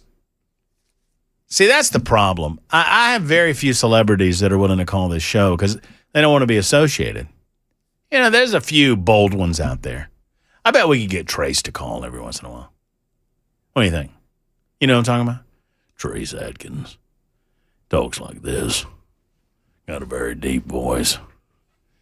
But no, Jim Nance, nah. But when I come back, occasionally I come back, and I'm not thinking of Nance when I do this, but I say hello, friend, because I feel like all of you are friends. Even if we disagree on things, we're friends. And I say hello, friends. And I think of Jim Nance because Jim Nance says hello, friends. Just like that. One way or the other, hello, Nance. I know you're listening. You won't call. That's fine. That's all good. 615-737-9986 if you want to prove me wrong. That said, before we get to Jam,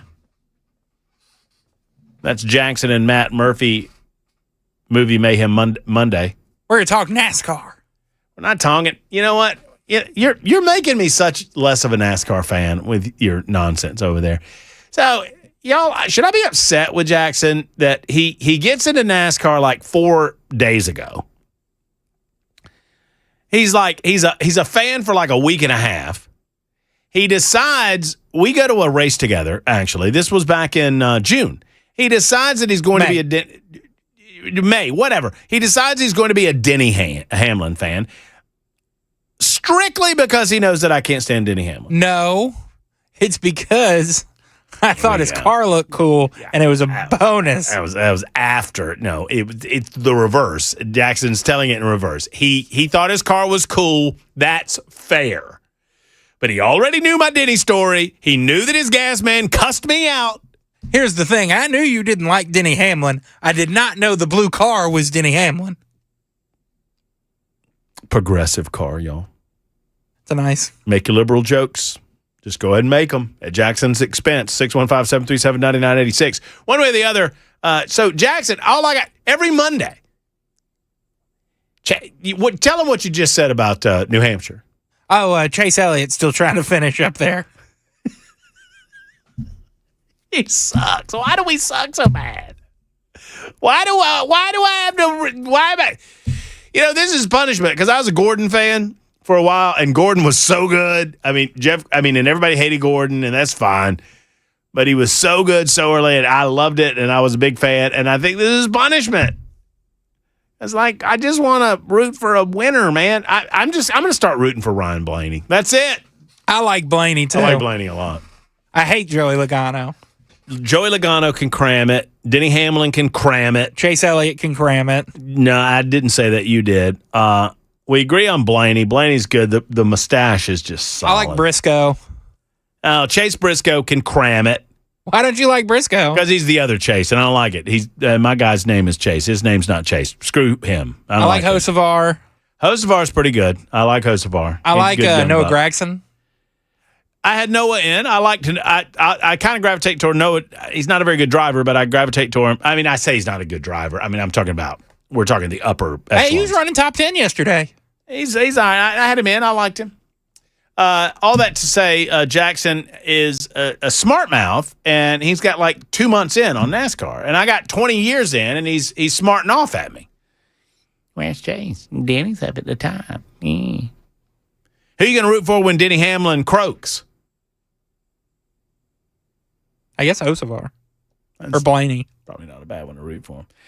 You know what I'm rooting for right now? A little Jackson and Murphy Monday movie mayhem. Here we go.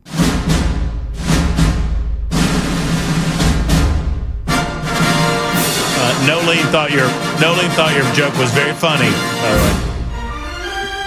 Said LMAO. Chase Elliott still trying to finish the race. He was just a lap down. All right, ladies and gentlemen, it's time for Matt Murphy movie. No, I'm sorry. I said the wrong name. Jackson and Matt Monday movie mayhem. We pick a movie on Friday. That's the Friday Jam. And then we follow it up with the Monday Jam. And we review the film that we watched. Our film this time round, as voted on by you, was The Batman. The 187th retelling of the same tired old story. Jackson, what are the deets on The Batman? 2022? 2023. Okay. Starring Robert Pattinson, Zoe Kravitz, some other people. Mm-hmm. And some people that I'm sure you know. Had one of our colleagues noted, we were talking about this before the show, and I thought this was interesting. I don't think it was intended the way it came out, but one of our colleagues said, hey, they had a black Commissioner Gordon. Which they did. They did. I liked, he was Lieutenant Gordon in this, not Commissioner quite yet. Well, I believe, didn't something happen to the Commissioner? Yeah. It's bad news for the commish. Jackson, Jay Willing, what were your thoughts? I thought this was a very average movie. Mm-hmm. And I believe I watched it incorrectly. We were talking to our colleague about this earlier. Uh-huh. And I believe that this is one of those movies. It's kind of like it's going to be a very weird comparison. Did you ever see Twisters? I did not see the second version of Twisters. But have you seen that in the theater? I've not seen either Twister or Twisters in the theater, but I know what you kind of. But like, it's a spectacle kind of thing. That's right. Sure. I watched this on Sunday afternoon at 1:00, just kind of hanging out, and like, it's just not the spectacle that it may need to be. I thought the plot was very compelling. Robert Pattinson, I believe, does a great job behind the cowl. I didn't love his Bruce Wayne, if I'm being completely honest. No. But I haven't really found a Bruce Wayne that I really like. Because young Bruce Wayne is just an angsty billionaire. Yeah, I mean, so let's talk about what they're trying to do in the film. And it was 2022, so Murphy was right, so thank you. But let's talk about what they're trying to do. So I think they're trying to young Bruce Wayne up. They're trying to show us, I mean, because he's in his early 20s, right? Or I believe so. Maybe late 20s, maybe late 20s. I don't know how old he was when his parents died, but it's 20 years since his parents died, so he's like 28, 29. Yeah, he's probably 32. One way or the other, he's got the he's an emo. He's got the hair in his face. It's kind of greasy. It's long. He's angst-ridden. When he's not dressed up like Batman, he's riding his motorcycle, and he's just so much brooding. But also, I appreciate that they didn't spend a ton of time with Bruce Wayne in this movie. With the backstory? Yeah, or just him in general outside of Batman. He was Batman for the majority of this movie. And the fight scenes are great. They're choreographed very well. Mm-hmm. I think the plot with the Riddler is super compelling, and it's a fun story. Love what they did with the Riddler. Let's just go completely. I mean, he's not cute and fancy and happy like Joker. He is dark. And the Gotham underworld criminal, and the revelations about past things that have happened in the past. I think the plot is one of the best plots of a Batman movie. I'd put it under Dark Knight in terms of just the plot structure. And Robert Pattinson's a good Batman. I think it was a good movie. I'm starting to think I'm not as big of a Batman fan. But I liked this movie. I found myself agreeing with the Riddler. And this is where I want to start with my review. That if I find myself at one point in the movie agreeing that the Riddler's right, that this brooding, emotional, little dainty creature who's all me, I'm an orphan, me, my parents got killed, me. You've also got $1 billion. Like, you're no orphan. You built a bat cave. Right? So, at one point, spoiler alert, the Riddler's like, what are you even talking about, basically? In the prison. When he was in prison, he's like, you're all man. I'm the orphan. You're no orphan. And I kind of agree with him. There's a lot of brooding. It was slow in the first hour. It's a long movie. It's about a 3-hour film. Slow in the first. I didn't mind the action sequences. I agree with you 100% that this movie would benefit greatly from an actual theater watching experience. And I'll point you to the one scene that I talked about before the show. There's a scene that's really well shot that did not get the impact for me that it would have in the theater. And it's when Batman goes into a really dark room and there are people that are shooting machine guns. And the only lighting in the scene is the firing of the machine guns. And you see the silhouette of Batman as they're firing machine guns, moving and avoiding the shots and killing the bad guy. Or not killing them, but defeating the bad guys. They actually did a similar thing in The Odyssey, which I saw in the theater in IMAX. And it's one of the scenes that sticks out in my head the most. Like when I talked to my buddies about it, they're like, oh, like, what about that scene? Right. And so I imagine that scene had a similar impact in theaters that I'm just not going to get on a TV in the middle of the afternoon. Yeah, same as the Matrix did it in Matrix 4. No, I'm sorry, not Matrix. John Wick did it. The way that they shot one of the John Wick scenes in one of the later John Wick movies, they shot it from above. You can only that plays so much better in the theater. Oppenheimer, obviously. I need to watch that movie again. The explosion scene in Oppenheimer, you just aren't going to get the impact in a home setting that you. I haven't seen that movie since I saw it in theaters. Oh, so good. I haven't either. So, look, the Batman story, I'm just tired of it. I understand that you're trying to do it different ways. I understand that you're trying to take different angles. I think this was a very compelling way to take it. I liked the story. I don't know that I liked the storyline that we're working on for Batman himself, that I'm so emotional, I'm so broken up, and we're really focusing on, nothing's black and white, nothing's good and evil, it's all subtle shades of gray. Shut up. Just stop it. Action good. Casting, yeah, Pattinson did fine. He did fine. What he was asked to do was fine. His Batman's good.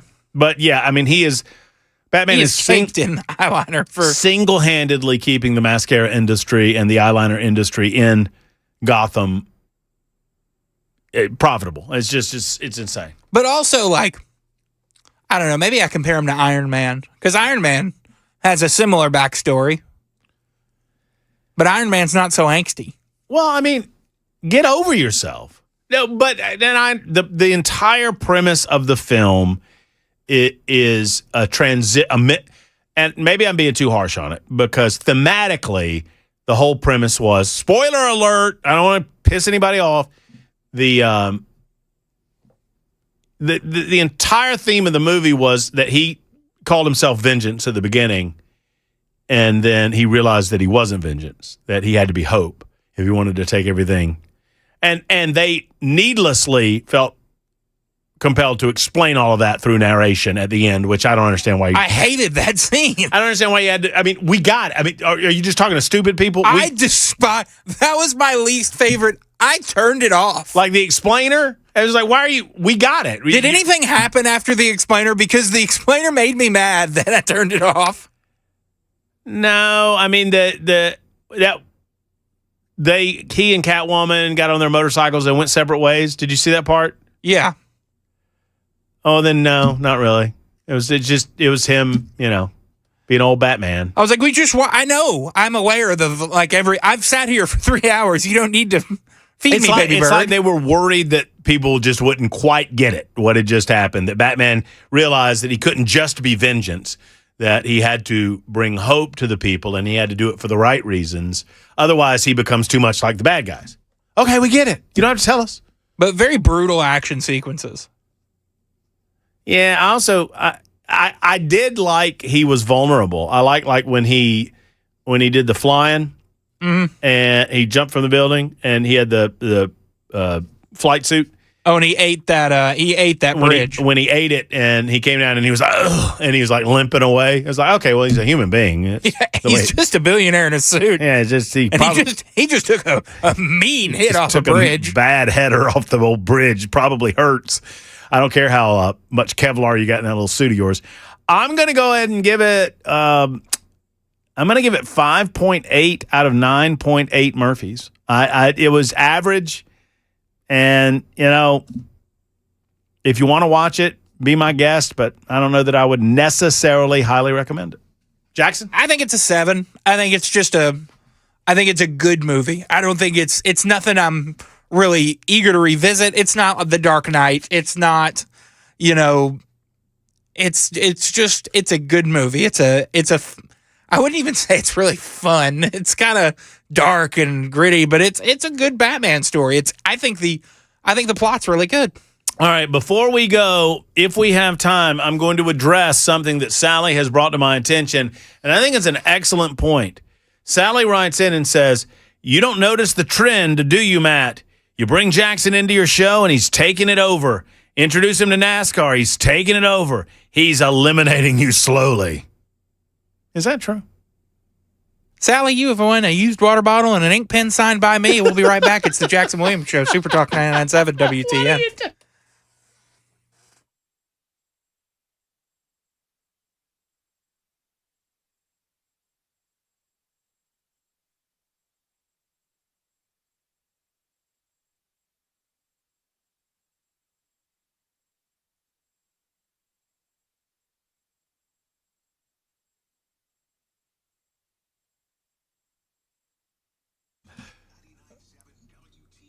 Hey, before I tell you about Timberland, I think I'm on point, Jackson. I think we're both on point. Karen has written in and says, y'all are making him sound like a big, whiny baby snowflake. Yeah. Yeah, I think we got our point across. 100% accurate. Okay, Timberland Cabinets. Let me tell you something else that's 100% accurate. In Middle Tennessee, they were founded in 2005. They have an incredible reputation amongst home builders, remodelers, and dealers. And now I have the wonderful opportunity to introduce you to Timberland. Why would you buy anywhere else? You know, we're doing it right here in Middle Tennessee. This is what we say we want in America, and I love advertising for Timberland because they're getting it done. We want manufacturing in our country. We want manufacturing in our state. We want high-quality items made right here in the good old USA and right here in the state of Tennessee, and you got them at Timberland. So why would you go anywhere else? Why would you buy cabinets that come from someplace else? Why would you buy cabinets anywhere other than right here in Middle Tennessee, especially when they have the beauty, the functionality? They deliver high-quality kitchen cabinets, bathroom cabinets, at affordable prices. Now, not just for the kitchen and bathroom, but that's where you're mainly going to use them. But for your laundry area, wherever, your closets, wherever it might be, they're premium quality cabinetry built for beauty, durability, and everyday functionality. And it's right here in Columbia, Tennessee. So the number, 931-499-7170, 931-499-7170, or online at timberlandcabinets.com. That's timberlandcabinets.com. Tell them Matt Murphy sent you to Timberland.